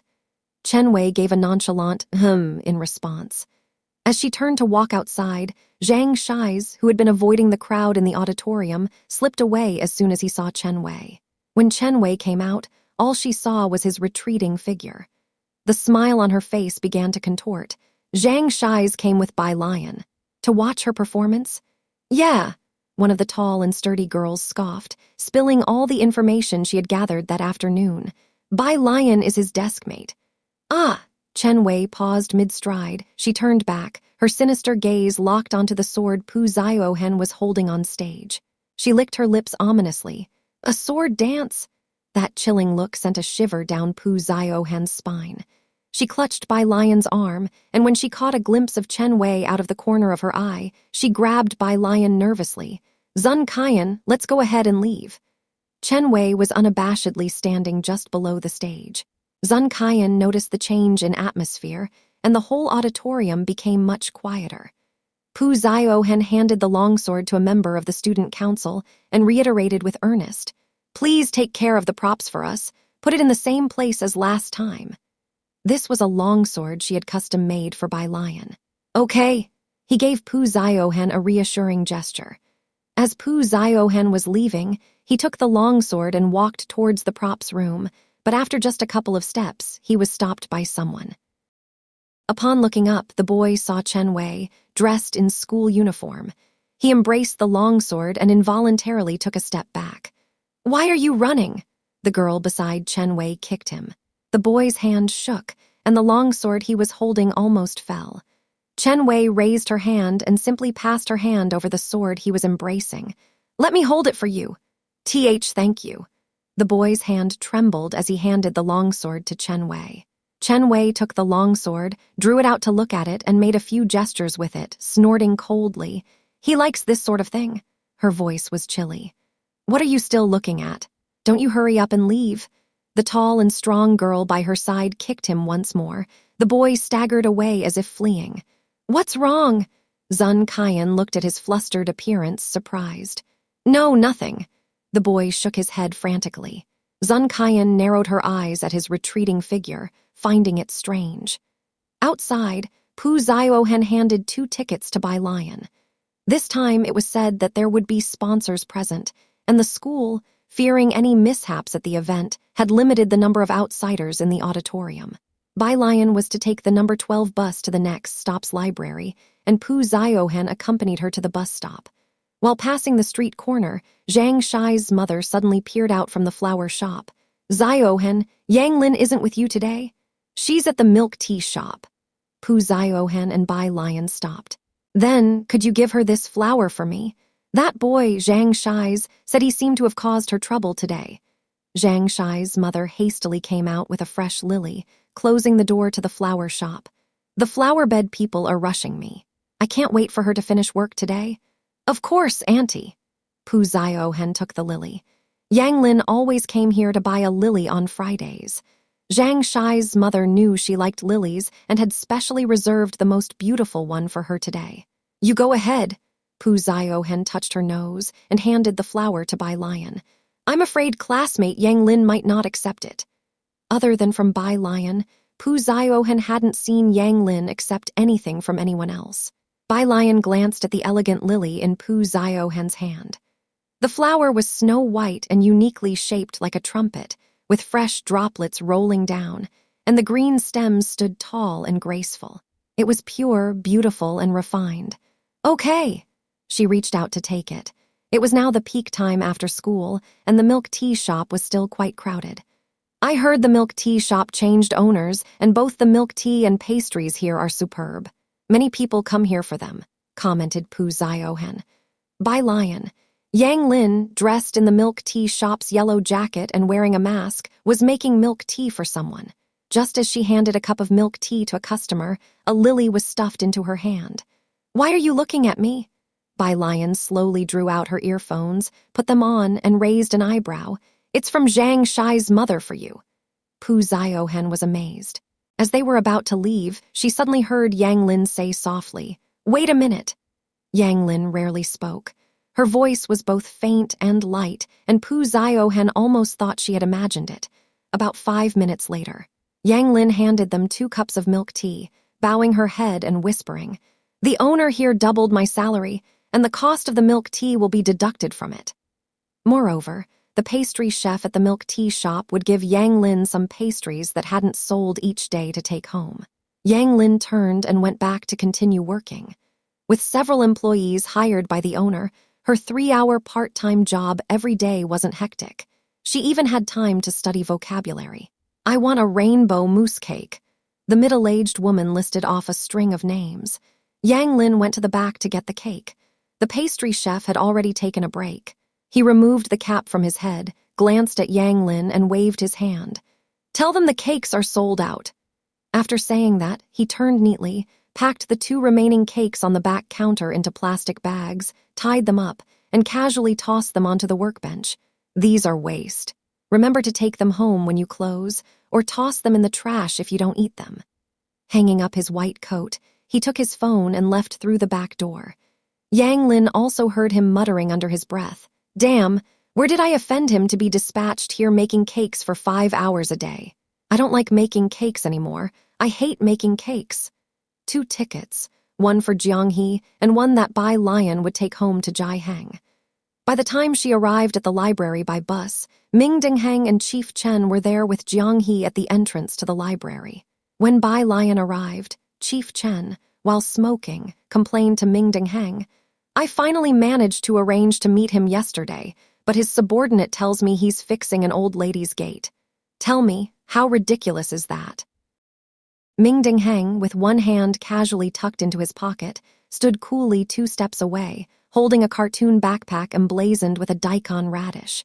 Without even looking up, he responded, Nothing outrageous. Sister Bakshuan helped an old granny cross the street before. She really did that. Director Chen was surprised. She's so cold, and she'd help an old granny cross the street. I always thought you guys were just joking with her. Director Chen would not dare joke with any one of them. Jiang Ziju's smile concealed a knife.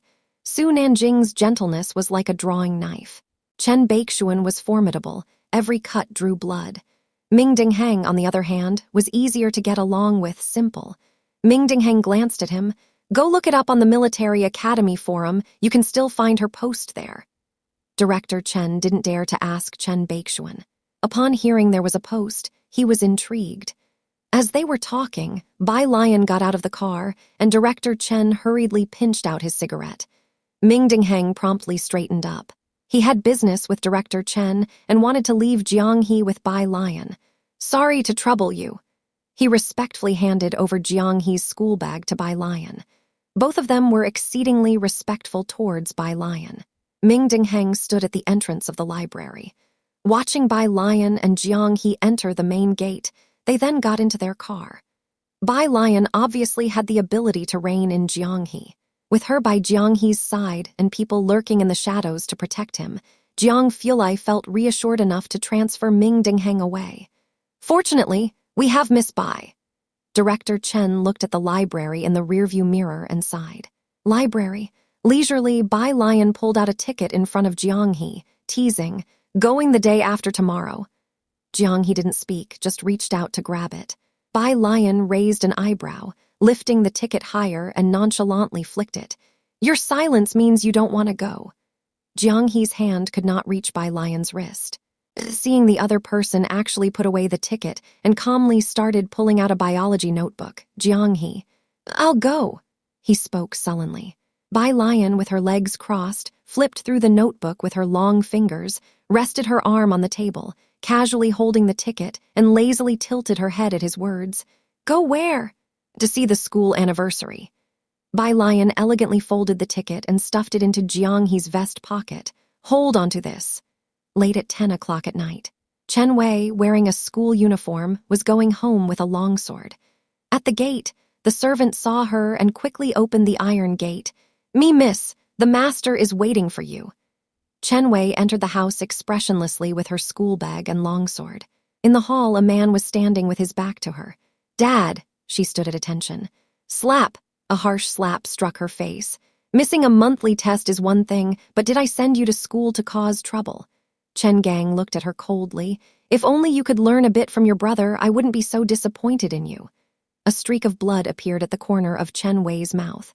She covered her face, her expression dark and ominous. "Did I lose face for you again? That's really great." Chen Gang extended his hand. "Where's the ruler?" "Don't." The distraught woman finally rushed over, sobbing as she pleaded with Chen Gang, then turned back, tears streaming down her face. "Chen Wei, apologize to your father." "Apologize to him?" The servant bowed his head and handed over the ruler. 5 minutes later, Chen Gang glared down at Chen Wei, who was lying on the ground barely able to get up, and said indifferently, "Take her to the confinement room." Using the longsword to support herself, she staggered to her feet and viciously grabbed a cup from the side table and hurled it at the servant's head. "Get lost!" Struck on the head, the servant bled and retreated while holding his forehead. The others were used to it. Early Wednesday morning. Jiang He got up early. When Jiang Fulai came down from upstairs, Jiang He had finished his breakfast and changed into a white shirt with black and white striped suspenders, now squatting to put on his shoes. Jiang Fulai was still in his soft homewear, his hair slightly damp. He didn't speak, just gave Ming Dingheng, who was standing beside Jiang He, a shallow look. Ming Dingheng stood up straight, speaking in a very matter-of-fact tone. "The young master is going to Miss Bai's school." Jiang Fulai, holding a teacup, with an elongated stature and one hand in his pocket, stood in front of Jiang He, his light-colored pupils slightly narrowed, surveying the youngster from above. There was a sense of intimidation. Ming Dingheng immediately took 3 steps back, retreating from the battlefield. Jiang He maintained his posture, looking up at Jiang Fulai with an expressionless face. His eyes black, large and round, devoid of emotion, he always kept himself sealed within his own world. A silent resistance. Jiang Fulai locked eyes with him for quite a while. Then, with a cold expression, he went plop. As he set the teacup on the nearby round table, crouched down beside Jiang He, and with a cold touch, those slender fingers tied the untied shoelaces. It was a neatly tied bow. After tying it, Jiang Fulai stood up, crossed her arms, and looked down at Jiang He with an indifferent gaze. It was then that Jiang He slowly spoke. "There's a performance at the school celebration, Sister Bai." As he said this, he took out his own ticket. "I only have 1 ticket." Jiang Fulai looked at him coldly. She took out her phone while heading upstairs to change clothes. She tapped on Director Chen's profile picture. As a result, Director Chen, who had just awakened, received the 4 cold words from Jiang Fulai, school celebration ticket. Director Chen stared at those 4 words, instantly shivering with realization. Through the screen, it was almost as if he could feel the chill and murderous intent coming at him, and he couldn't help but shudder. He hadn't even had time to ponder why Jiang Fulai wanted tickets. Meanwhile, at the Chen family's place, in the dark confinement room, Chen Wei, who had just woken up, got up from the floor. The confinement room had no windows. There was only a small slot in the door through which meals were passed to Chen Wei. Supporting herself with her hand on the longsword, she crawled to the door and clung to it. "Where is everyone?" The servant who was on guard outside cautiously approached, and before getting close, Chen Wei's hand reached out and grabbed the collar of his clothes, pulling him closer. "Give me your phone." Chen Gang, who had put her in confinement, always took away her phone. The servant, trembling, handed her the phone and told her the unlock code. Chen Wei turned on the phone and dialed a number directly. After ringing for quite a while, it was finally picked up by a groggy voice. "Who's calling Dad so early in the morning?" Chen Wei leaned against the door. She only remembered Zhang Shai's number. As the wound on her body tore, she hissed in pain, then slowly sat down. "Zhang Shai's, this is Chen Wei. I have the white stringer longsword. I can't go to school. You go find Chen Zhu from class 8 and have him come back to fetch it." Chen Wei knew everyone in the Chen family. Chen Zhu knew his bounds and wouldn't fail to come back for it. After speaking, she hung up the phone and, trembling, leaned against the door and slowly sat down. She then looked down at the sword in her hand with cold eyes. It truly was a pity. She hadn't even used it for 2 days at school. Whether Zhang Shai's was fond of this sword dance or genuinely admired the transfer student, she licked her dry lips. "Zhang Shai's." On the other end of the phone, Zhang Shai's suddenly perked up, his drowsiness completely dissipating. He hastily got up, washed up in a rush, and without eating breakfast, went to the school to find people. Because it was the school celebration. Today, the school was decorated with lights and colors, and everyone was dressed in their finest, creating a lively scene. Zhang Shai's lived close to the school. He rushed into the campus, and after inquiring around, he finally found someone from Class 8 in the art building and relayed the whole situation exactly as it was. Upon hearing it was at the behest of Chen Wei, the people from Class 8 didn't dare to delay. Finally, having delivered the message, Zhang Shai's leaned against the wall, wiping off his sweat, his long legs carelessly crossed as he slowly exhaled. Despite his exceptional good looks, not a hint of dishevelment showed. A few girls couldn't help but glance over several times. His popularity in the school was no less than that of Chen Zhu. Even Ren Wangshuan, who had just entered the music room, recognized him. "What's he doing here?"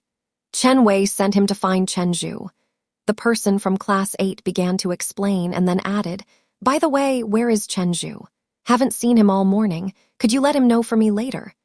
Neither Chen Zhu nor Wangshuan ever joined the class group chats. Even those in Class 8 who could add them were scarce. Ren Wangshuan kicked away a Gazheng's stool blocking her path and walked up to the piano, her voice cold. Upon hearing this, the boy sighed with relief. "Thank you." He went out to move other stuff. Ren Wangshuan sat in front of the piano, tested the sound, and her phone rang. It was Chen Zhu. "Where are you?" "Come to the principal's office to prepare first. The old Chen is about to arrive." "Okay." Ren Wangshuan quickly stood up. Her classmates, knowing she would be accompanying the principal to meet VIPs, watched her enviously as she left. The principal's office wasn't far from here. Ren Wangshuan saw Chen Zhu waiting for her at the bottom of the administration building. When Chen Zhu noticed Ren Wangshuan's gaze, he stopped and asked, "Is there something else?" Ren Wangshuan was not acquainted with Chen Wei, and Chen Wei didn't dare to provoke her. Chen Zhu waited for her at the stairway entrance. She shook her head. "No." Chen Zhu was no longer so curious about Ren Wangshuan. "All right, let's go then." Ever since the homeroom teacher mentioned something about Bai Lion the day before yesterday, he had been very quiet, and his communication with Ren Wangshuan had decreased a lot. Ren Wangshuan didn't mention the longsword incident. She nodded her head and went upstairs with Chen Zhu. The school leaders were all up early today. They arrived at school at 6 in the morning for an early meeting. Throughout the school, security guards could be seen everywhere, striving to ensure that no detail was amiss. When Chen Zhu and Ren Wangshuan arrived at the principal's office, several top leaders were dressed in formal attire, seriously discussing something. Seeing the two enter, the principal smiled warmly at Ren Wangshuan. "Ren student, you've arrived. How has your calligraphy been lately?" As he spoke, He stepped aside to show her the brushes, ink, paper, and inkstone laid out behind him. Try these out first to see if they're to your liking. Ren Wangshuan will need to perform when that gentleman arrives. The other leaders greeted the two students amicably. When Ren Wangshuan tried the weasel hair brush, someone leaned close to the principal, lowering their voice. What about Ning Xiao and student Bai Lion? To welcome that Mr. Chen, they definitely need to show the best side of their no. One middle school. Chen Zhu and Ren Wangshuan were both students of excellent character and learning at the school. Ning Xiao had always been a genius on par with Chen Zhu, and Bai Lion had risen rather abruptly. Their teachers had been hearing a lot about them lately. Neither of them are available. The principal sighed. The leaders were baffled. Didn't you explain it to them clearly? Such a rare opportunity to meet Mr. Chen. I'm seeing him in person for the first time myself. Did they really refuse? They never imagined someone would pass up such an opportunity. Wouldn't everyone else be fighting for the chance to welcome him? The principal couldn't help but smile wryly. To others, this would be hard to believe. But Ning Xiao had always been indifferent to them, elusive as a dragon seen in parts but never as a whole. Bai Lion could be found, but she declined with neither subservience nor arrogance. Lu Lingxi was even more straightforward. She directly called and told him not to disturb their class's precious student with such trivial matters. What could he do? Meanwhile, Jiang Fulai had canceled his lab schedule at the last minute to come to Xiangcheng No. 1 Middle School with Jiang He. Upon receiving Jiang Fulai's message, Director Chen got up and rushed to his place. At that moment, he was respectfully handing a ticket to Jiang Fulai, bowing and inquiring, "Are you sure you don't want to come with me? I've arranged a separate, quiet spot for you at the school where no one will disturb you." Director Chen couldn't imagine how Jiang Fulai would look with a cold face in the company of a bunch of students in the audience. He himself didn't need a ticket. When the school found out he needed one, they were quite surprised. Director Chen was helpless. Could he really manage the son of the Jiang family? Jiang Fulai's pale fingers hooked onto a black face mask, fastening a black cap on his head, his expression haughty and indifferent. No need. He glanced at Jiang He, his demeanor as noble and aloof as ever. His eyes lacked any hint of emotion. Jiang He climbed into the car. Director Chen dared not look around, standing still, waiting respectfully until the car had driven far away before daring to look up and letting out a deep breath, turning to the servant beside him to ask, "What's with the young master today?" Why so forbidding? He hadn't dared to make eye contact with Jiang Fulai from the start to end. Bai Lion was waiting for Jai Heng, so they let Pu Ziohen meet Jiang He first. Ning Xiao and Pu Ziohen were waiting for Jiang He at the school gate. When the black car stopped, Pu Ziohen lifted her hand about to call Zioneo brother when she saw the tall, black figure descending from the car. The person was slightly looking down, wearing a black cap. Even without a glimpse of the face, Pu Ziohen just couldn't bring herself to utter Zioneo brother. The alarm bells ringing in her brain made her forget the school's infamous "keep away from strangers" Ning Xiao, and she hastily turned her head, nervously grabbing Ning Xiao's arm. "Scholar." Then she realized, originally standing next to her with one hand in his pocket, a brooding Ning Xiao abruptly withdrew his hand, both hands hanging by the seams of his pants, his stance suddenly becoming constrained. "Pu Ziohen, student Bai hasn't arrived." Ning Xiao led the way for the two, the cold and somber scholar acting as their guide. "I'll take you to the auditorium's viewing area first." "Thanks," Jiang Fulai spoke. Today, with Jiang Fulai present, Mingdingheng didn't provide personal security for Jiang He. The group entered the school gates. With Jiang Fulai's air of lofty coldness, particularly the intense, low pressure emanating from him today, even from 2 meters away, the standing security guard was sharp enough to recognize him. From a distance, they deeply bowed to their group. Jiang He, dressed in a white shirt and black suspenders, worked hard to keep step with Jiang Fulai. A big and small figure on the road attracted countless gazes. At the entrance of the auditorium, a student council member was checking tickets. They wanted to greet Pu Ziohen with a smile, but upon catching a glimpse of the person in front, they hastily withheld their voice. Inside the auditorium, Pu Ziohen didn't dare to go in with Ning Xiao. She waited until she saw Ning Xiao lead Jiang Fulai inside before she relaxed. "Who is that?" The student council member dared to speak out, somewhat certain. "Must be a VIP invited by the principal. I wonder why the principal and Chen Zhu haven't arrived." Pu Ziohen was waiting at the entrance for Bai Lion. The school celebration began at 8 o'clock. At 7:40, Bai Lion arrived with Jai Heng. The moment she appeared in sight, she held tight the gaze of everyone present. Bai Lion wore a beige cross-collared jacket today, the beige lapels embroidered with green vines. Her skirt, a gradient splicing of light green and off-white, with the hem embroidered with clusters of stunningly lifelike poppies. Jai Heng knew she had a performance and specially added a 6-meter silk chiffon skirt to her outfit, making her look both ethereal and beautiful. Atop her head was still a loosely tied plain wooden hairpin. There were no extraneous hair ornaments. Facing the morning sun, walking step by step, causing the embroidered poppies on her skirt to bloom gently, she looked like an elegant white tiger stepping out slowly from mountains of bones soaked in blood. In this world of colors, none seemed as multifaceted as her. Most of the people passing by stopped in their tracks. All of a sudden, Pu Ziohen thought of the line, not vying with the peaches and plums of this world. "Pu Ziohen?" Bai Lion, not hurriedly tapping on her phone, noticed that Pu Ziohen was spaced out for quite a while, so she raised her eyebrows. "Ah!" Pu Ziohen's face turned red all at once, and she quietly greeted Jai Heng. "Grandpa, good day, I'm Pu Ziohen." As she said this, she turned her head to look at Bai Lion's grandfather. The grandfather wore a black long gown, had a stern face, and held a smoking pipe in his hand, but the tobacco pouch hanging from it was empty. Pu Ziohen accompanied Bai Lion and Jai Heng inside. Today, there were many people in the auditorium. Most students had no seats, standing in a large open area at the back, with a few rows of chairs in the front reserved for teachers, school leaders, and some members of the student council. Jai Heng, being elderly, was given a seat towards the back by the student council. Class 15 students all gathered in a spot towards the back. When Bai Lion arrived, she saw Jiang Fulai, who stood out in the crowd. Despite the packed auditorium, he managed to maintain a space for 3 people around him.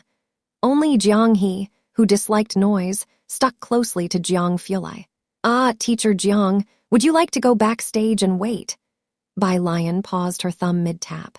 She was dressed in traditional attire suitable for a sword dance today, yet held a Huami smartphone in a languid grip. When the corners of her lips hooked slightly, it always gave a sense of misty collision between the ancient and the modern. It was like seeing flowers through the mist, at once roguish and refined. Jiang Fulai, pressing down his duckbill hat a bit more, looked down at her, suppressing his irritation, lips faintly pursed. No need. Jiang He didn't even know where in the program sheet Bai Lion's performance was scheduled. Jiang Fulai's expression grew even colder. In the principal's office, Ren Wangshuan set down her pen, showing the verses she had just copied to Director Chen.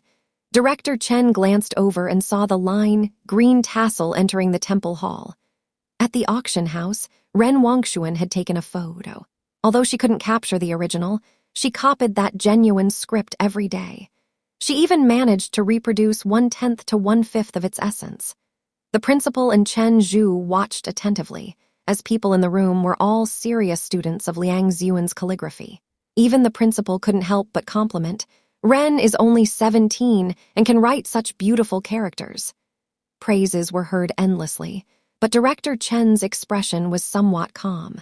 If it were any other time, upon seeing such writing and the young age of the writer, he would have the same expression as the principal. However, the original that was auctioned off was now in Jiang Fulai's collection room.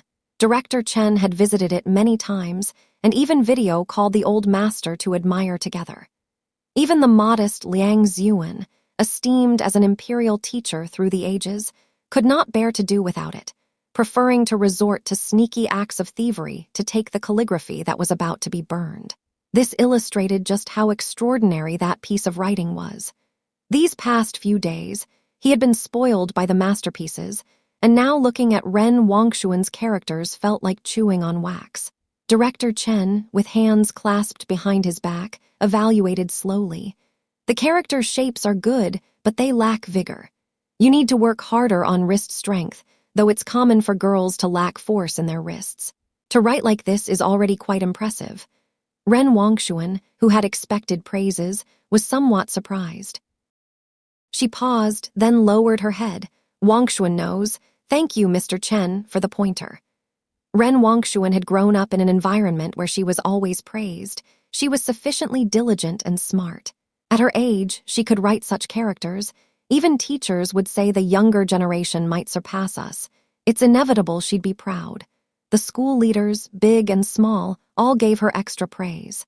She found it hard to accept Director Chen's evaluation. Director Chen naturally could see that Ren Wangshuan was somewhat resentful towards his assessment. He only smiled. It was undeniable that at 17 years old, the writing she produced truly surpassed her peers by a large margin. But that piece of writing, collected by Jiang Fulai, when their ancestor Bai Xiangjun wrote it, he was only 15 years old. Not to mention the numerous poems he wrote at 15, just his handwriting alone, Ren Wangshuan might not be able to achieve that kind of spirit even after another 10 years of study. In the eyes of the Bai family, the Chen family seemed like those fervent, mindless fans. You may write well. But if you compare yourself to the Bai family, sorry, you couldn't reach their ancestors' level even if you were on a rocket. It wasn't just about comparing to the ancestors. Even Su Yajun from Jiangjing wrote better than Ren Wangshuan. Director Chen didn't seem that impressed. The school authorities naturally noticed. They felt a sudden urge and quickly took Director Chen to see the school anniversary celebration. Eager in anticipation, Director Chen also wanted to see the students of Xiancheng now. A group of people headed to the auditorium. When they arrived, it was already 7:55. The principal led a group of people in. Wasn't that the person the principal invited as a distinguished guest? The first row of the auditorium seats was reserved for school leaders. Director Chen walked inside while covertly observing the crowd, knowing Jiang Fulai was also there today. Finally, he saw someone standing in a corner of the auditorium, and Director Chen was startled. He really came. He wasn't supposed to be free. Mr. Chen? The principal was somewhat stunned. Director Chen quickly averted his gaze. It's nothing.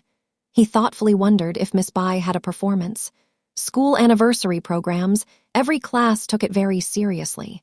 Not a single school leader in the front row had left, especially since one of them was regarded as Mount Tai.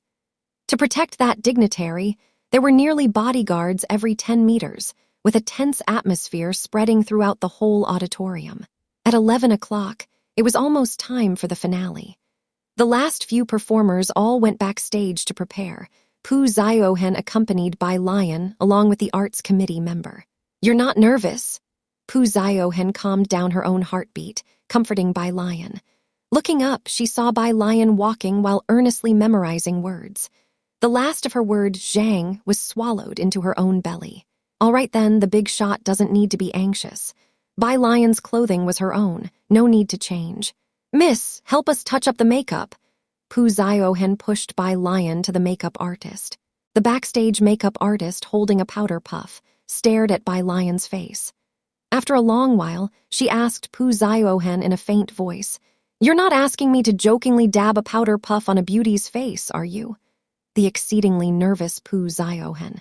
She calmed herself down, telling herself not to be so anxious.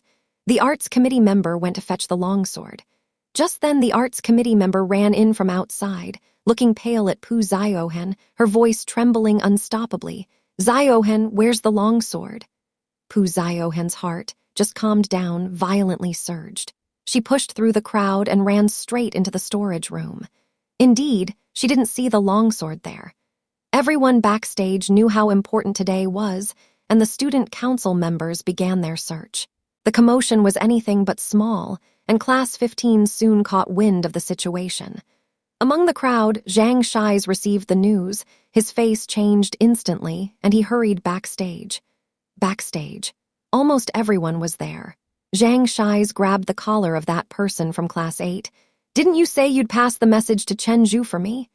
The Class 8 student was also startled. His gaze flicked towards Ren Wangshuan, who was touching up her makeup, realizing she had not relayed the message to Chen Zhu at all. I couldn't find Chen Zhu. He dared not offend Ren Wongshuan. You... Bai Lion had been watching since Zhang Shi's came in, turning off her phone, slightly leaning against the wall, squinting at the male student from Class 8. So the longsword isn't at school at all. Pu Ziohen, who was still searching for the longsword, heard this and almost fainted. It's my fault, I should have looked after it myself. It's my fault. Zhang Shi's punched the wall fiercely. Backstage was in chaos. The blunder was too big for students to handle, and soon someone went to fetch a faculty leader from the audience. He came in dressed in a suit with a stern face. What's going on here? What are you all doing? The school celebration isn't over yet. Look what a mess you've made. Only Ren Wongshuan sat in a resting chair, head down, taking out her gown. What happened? Someone explain. The people backstage stood, looking at each other with baffled expressions, none daring to speak. The faculty leader scanned the room and finally settled his gaze on Ren Wongshuan, softening slightly. Ren student, what happened? Class 15's performance prop, the longsword, is missing, Ren Wongshuan said, looking at her phone without lifting her head. The next act was Class 15's. This school celebration was personally overseen by the principal, with all the senior school leaders being vigilant, and a host of security was even invited today, just to avoid any mishaps with the celebration. Unexpectedly, at this crucial moment, Class 15's prop went missing. The faculty leader's face instantly turned grim. Chen Wei took it away, Zhang Shi's frowned, explaining. So what? The faculty leader lashed out at him. Don't you have a backup plan? You can't even handle this small part of the school celebration. Tell me, what can you do in the future? The faculty leader knew who Chen Wei was, and although he was furious, Chen Wei was someone he couldn't afford to provoke. The anger could only be directed at Class 15 and the student council. How is the program scheduled? The faculty leader asked sternly. The next act is Class 15's, and it's too late to retrieve it now. Hurried over, the president of the student council explained to the faculty leader, glancing at the people present. The last two acts were supposed to be Class 15's longsword performance, followed by Ren students' piano. The atmosphere turned icy. The previous act was a pop song. The backstage reception was poor, but the song could faintly be heard nearing its end. With the last two acts remaining, it was too late to find the longsword now. The faculty leader cast a cold look at Class 15's members, finally fixing his gaze on Ren Wongshuan. Ren student, given the situation, we can only trouble you to change your clothes and go on stage first. Class 15 was to be struck off the list. Ren Wongshuan didn't say a word, but let out a derisive laugh. She picked up her gown but did not immediately change. Ren student, I thank you on behalf of Class 15, Pu Ziohen spoke up from the side. It was her own negligence. Ren Wongshuan glanced at Bai Lion, arms crossed. Bai Lion, don't you have something you want to say to me? Bai Lion didn't look at Ren Wongshuan. Ren Wongshuan almost laughed, fine. She turned around, looking at the faculty leader, and said directly, Sorry, my dress isn't ready yet. Bai student. The faculty leader instantly understood Ren Wongshuan's meaning, and he frowned as he turned towards Bai Lion. Bai Lion merely tilted her head and grabbed a student council member. Her skin was chillingly pale, her eyes slightly downcast. The corners of her mouth curled into a slow smile, like a blood-colored mandala blooming in the endless hell of midnight. She leaned in, tugging at the person's collar while she softly inquired, Classmate, do you have a guzhang? The quiet backstage left no one able to follow her train of thought. Even the school leaders were a bit stunned. The boy, with his collar grabbed by Bai Lion, had an impactful view of her face at close quarters, leaving him momentarily unresponsive.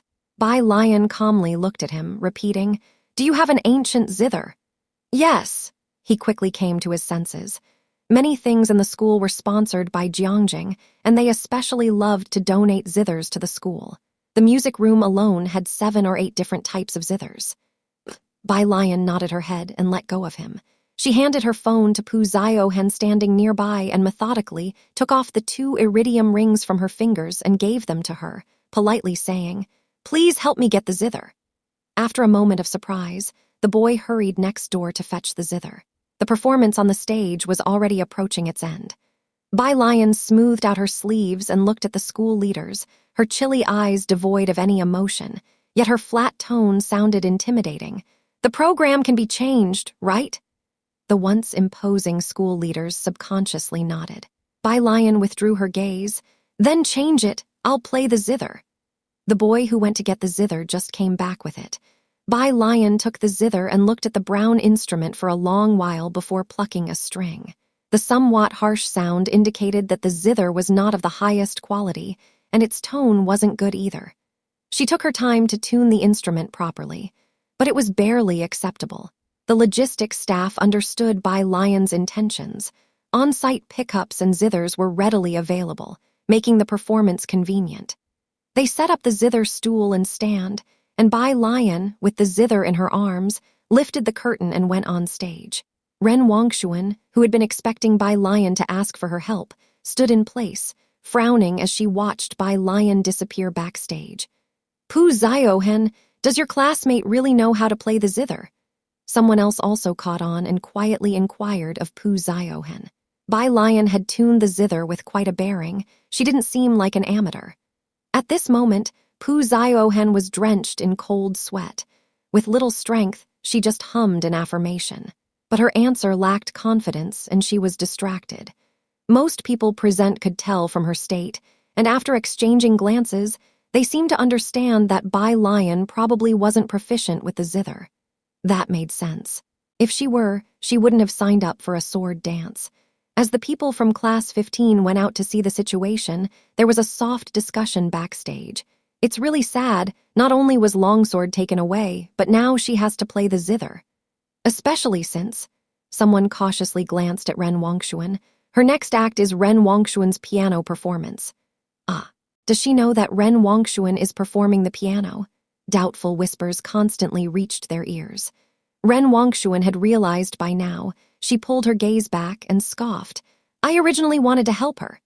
Since the other party would rather force herself to play the zither than ask for help, there was nothing she could do. Outside, Pu Ziohan and the others had already come out to watch the stage. The zither stand and stool on the stage were all ready. Pu Ziohan and her group stood in the corner, their faces not looking very good. Zhang Shies, not daring to return to the class, asked Pu Ziohan about the situation in a low voice. Pu Ziohan stared at the stage and shook her head with a wry smile. She has never practiced the zither. Not to mention the zither, Bai Lion had hardly ever touched the white-stringer longsword. Even Ren Wongshuan, who was proficient in piano, made time to practice every day.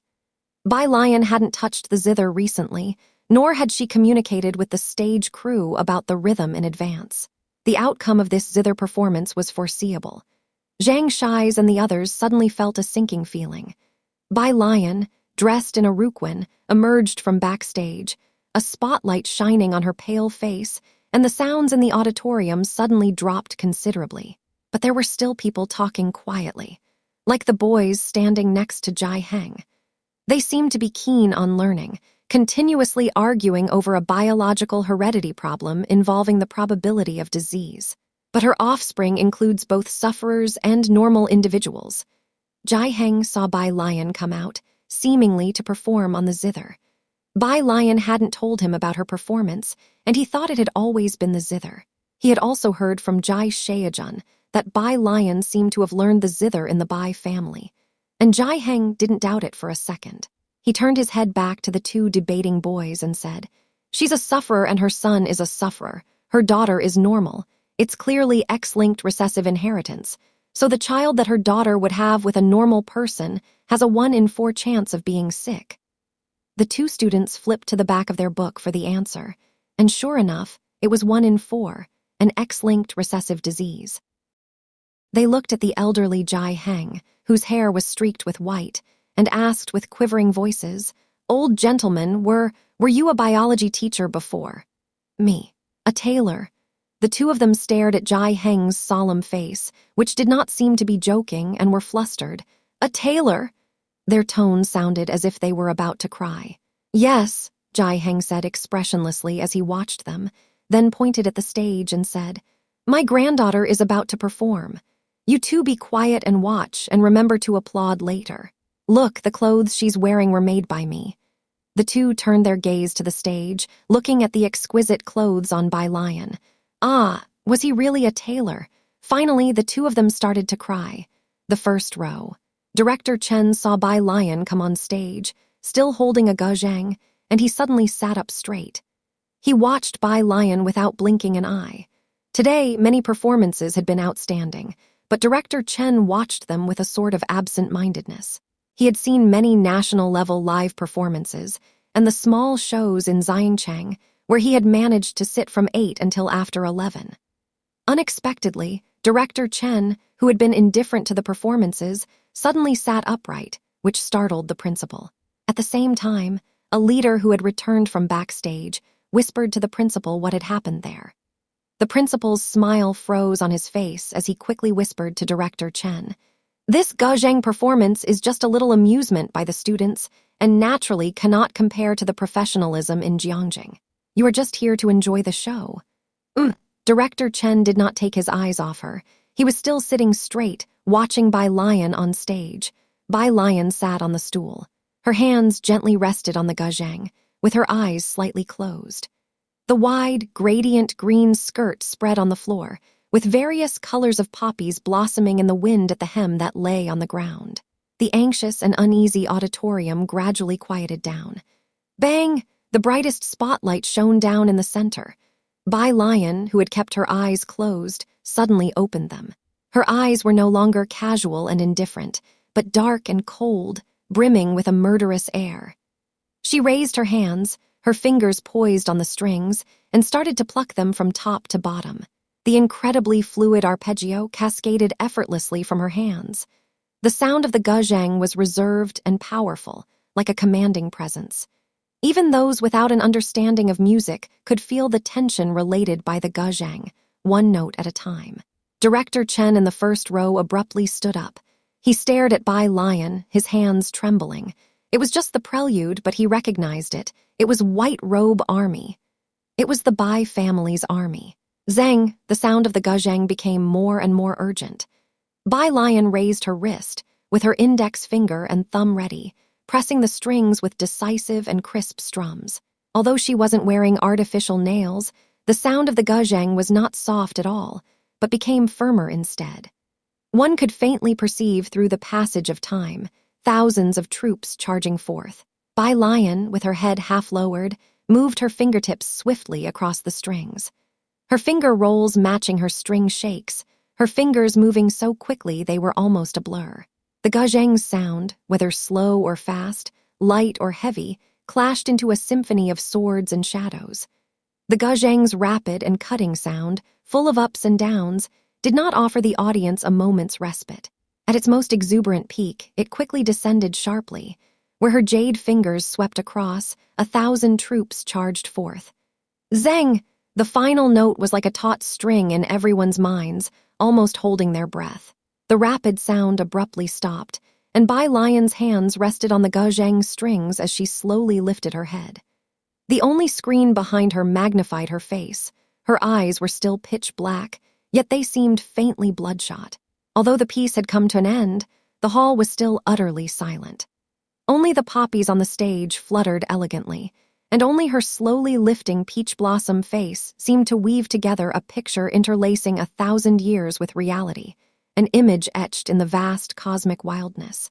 Bai Lion's fingers pressed on the guzheng strings, pausing for 2 or 3 seconds before she stood up with her instrument. With one hand, she swept aside her skirt and took a small bow in thanks. In Class 15's gathering spot, Jiang He was held by Ning Xiao, his mouth slightly open as he stared at the stage. Beside him, the tall and upright Jiang Fulai also quietly stood in place. His usually unemotional eyes were now surging with waves, his fingertips almost trembling. And in the first row, Director Chen's eyes were also almost red. Everyone on site was from Xiangcheng, and some understood Director Chen's feelings.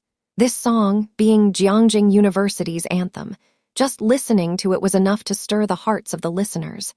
Imagine, this was a pre-war piece composed 1,000 years ago by the Bai family's young mistress and played to send off the Bai family's army. Now, to think of it being almost perfectly recreated, in such a spirited performance filled with pride and trembling excitement. This was the white clothing routine.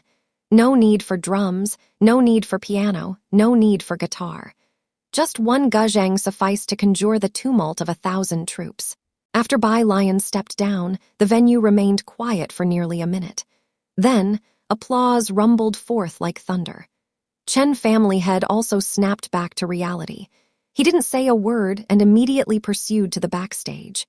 By his side, the principal finally came to his senses, too, and as he followed, he asked someone beside him, "Didn't you say that Bai Lion wasn't very good at it?" "Not very good at it."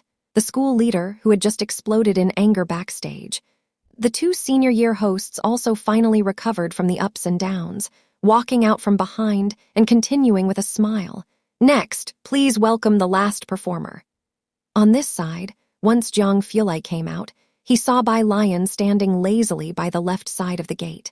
She was waiting for Pu Ziohan, looking ahead with a serene gaze. A wooden hairpin on her head, standing against the wind in the backlight. The hem of her garment was gently lifted by the breeze. It seemed as if she could drift away with the wind at any moment. A half-yellow leaf gently landed on her shoulder. Jiang Fulai reached out and delicately plucked the leaf off, his fingertips still hooking onto a black mask. He lowered his eyes, his face hidden in shadow, and said softly, "What are you looking at here?" Following her gaze, he saw nothing but a teaching building blocking the view. Upon hearing the voice, Bai Lion tilted her head and replied, "Reflecting." Reflecting. Jiang Fulai stood there gracefully, his light eyes narrowing slightly. "How did you get here?" Bai Lion suddenly remembered to ask. "Didn't Jiang he say that you were busy?" At this, the young master Jiang fell silent for a while. It wasn't the weekend, and the lab was awaiting his return to test new equipment. He had already ditched work for the entire morning. Yet no one dared to question young Master Jiang on this matter. Bai Lion was the first to ask. Chen Family Head didn't even dare to glance at Jiang Fulai that morning, let alone have the audacity to ask. For if he did, he wouldn't have time to cry before being sent off to the fighting ring by young Master Jiang. If he saw how bold Bai Lion was, he would certainly view her in a new light. During the silence of young Master Jiang, the Chen Family Head also came out from behind. "Miss Bai," he always addressed Bai Lion with respect. But now, his respect came intermingled with indescribable excitement and admiration. After uttering, "Miss Bai," he looked up and saw Jiang Fulai by her side. The keep away or perish coldness from the morning was gone from him, but those faintly sweeping eyes were still chillingly aloof. Chen Family Head's next words were choked back in his throat. Bai Lion tilted her head lightly towards Chen Family Head, raising an eyebrow. "Miss Bai," Chen Family Head braced himself to inquire, "you play the guzheng very well. May I ask where you studied?" He only listened to music. It seemed like the Chen family members were all missing a screw in their heads, failing to master the Liang technique and lacking talent for music. Even though Chen Baixuan was as clever as they come, his guzheng playing was as grating as sawing logs. The same went for the Chen Family Head. But not being able to play didn't mean not understanding. Having followed the old master, he had heard countless professional-level performances, yet none had been as shocking as today's. Aside from seeming a bit esoteric at the start, the performance had become increasingly exquisite as it progressed. The Chen family had paid attention to various guzheng schools under different associations, but there was no style like Bai Lion's, and he wanted to know where exactly she had come from. The Chen family head was genuinely curious. However, Bai Lion looked at him somewhat quizzically and responded, "Play very well." Bai Lion, in her 2 lifetimes combined, had nearly gone a year without touching the guzheng, so it was understandable that her proficiency was lacking. The main issue was that the guzheng given to her by the student council had 21 strings. But the guzheng she was previously accustomed to had only 18 strings, so she had just found it very awkward to play. Her performance was not even 1/10 of her normal standard. Fortunately, she played the white-robed journey. If it had been something else, it might have been even more unpleasant to listen to. Who was her teacher? She chose not to disgrace her mentor. Bai Lion silently wondered if the founding master had received her reflections and repentance. "Isn't that so?" Chief Chen looked at Bai Lion as if she were dissatisfied with herself and couldn't help but exclaim in surprise. He didn't understand Gazheng, but he could still feel the music's power. With her performance, Bai Lion could now join the Jiangjing Gazheng Association, and with another 2 years of practice, it was not impossible for her to become a concert-level Gazheng performer. Is Bai Lion setting such high standards for herself? Chief Chen wanted to continue questioning, but the slow, deliberate gaze of the person beside him made him shudder all of a sudden. Looking back, he indeed met Jiang Fulai's faint gaze. Chief Chen stiffened. Thankfully, the arrival of Pu Ziohan and others eased Chief Chen's stiffness at that moment. Pu Ziohan and Zhang Shais were just as puzzled as Chief Chen, but with Jiang Fulai standing next to Bai Lion, not a single person dared to utter a word. "Tell my grandpa I'll go ahead to the school cafeteria and wait for him," Bai Lion said as she took over her phone and 2 pieces of iridium. Pu Ziohan nodded. Only after Bai Lion and the others had left did Zhang Shais wipe his sweat, looking at Pu Ziohan and relaxing slightly. Who was that just now? He didn't specify whom, but Pu Ziohan knew he meant Jiang Fulai. Her lack of surprise at Zhang Shai's timidity was because even the top students would. Pu Ziohan did not answer, instead frowning. "What's the deal with that longsword anyway?" "It's about Chen Wei calling me this morning." Zhang Shais also calmed down. Over at the auditorium, because only a faint sound of the Gazheng could be heard backstage. They missed the grand, overwhelming atmosphere of the live performance. When Bai Lion came out, she returned the Gazheng to that boy, her calm face revealing nothing. No one backstage knew she had played the white-robed journey. The logistics staff removed the Gazheng, and several people lifted the piano for Ren Wangshuan's performance onto the stage. Ren Wangshuan, stroking her gorgeous custom dress and lifting the hem, stepped onto the stage and bowed slightly to the audience. As she sat down, her eyes lifted, and the smile at her lips suddenly froze. The first row of school leaders' seats in the auditorium were almost all empty. Even Elder Chen was gone. For whom was she performing then? Not knowing what had happened, Ren Wangshuan played a piece with a disturbed mind, and sparse applause followed from the auditorium. This had never happened before.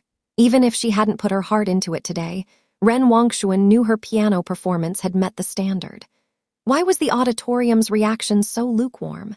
She was puzzled in her heart, but showed no sign of it as she walked backstage, dragging her dress, feeling vaguely uneasy. The Chen family and the Ren family had both been busy with Chief Chen's underground market affairs lately. Nobody had found the time to come today. Ren Wangshuan changed into her regular clothes and went outside to find Chen Zhu. Students passing by were excitedly checking their phones, and she could distantly hear words like Gazheng and so cool. A bad premonition faintly formed in Ren Wangshuan's heart. Chen Zhu was still sitting in the first row, quietly sitting with his phone, lost in thought. Where did the principal and the others go? Ren Wangshuan looked around. Chen Zhu came to his senses and looked up. They probably went to find Bai Lion, I guess. Bai Lion? Ren Wangshuan's heart clenched, yet her face remained indifferent. What do they want with her? Chen Zhu didn't respond, just tossed his phone to Ren Wangshuan. See for yourself. Ren Wangshuan caught the phone reflexively, looked down. It was the school's forum with the hottest post just published. Bai Lion's Gazheng performance was epic. I got goosebumps. You really missed out if you weren't there to see her live today. Video attached. Just 5 minutes long. There were already over 200 replies.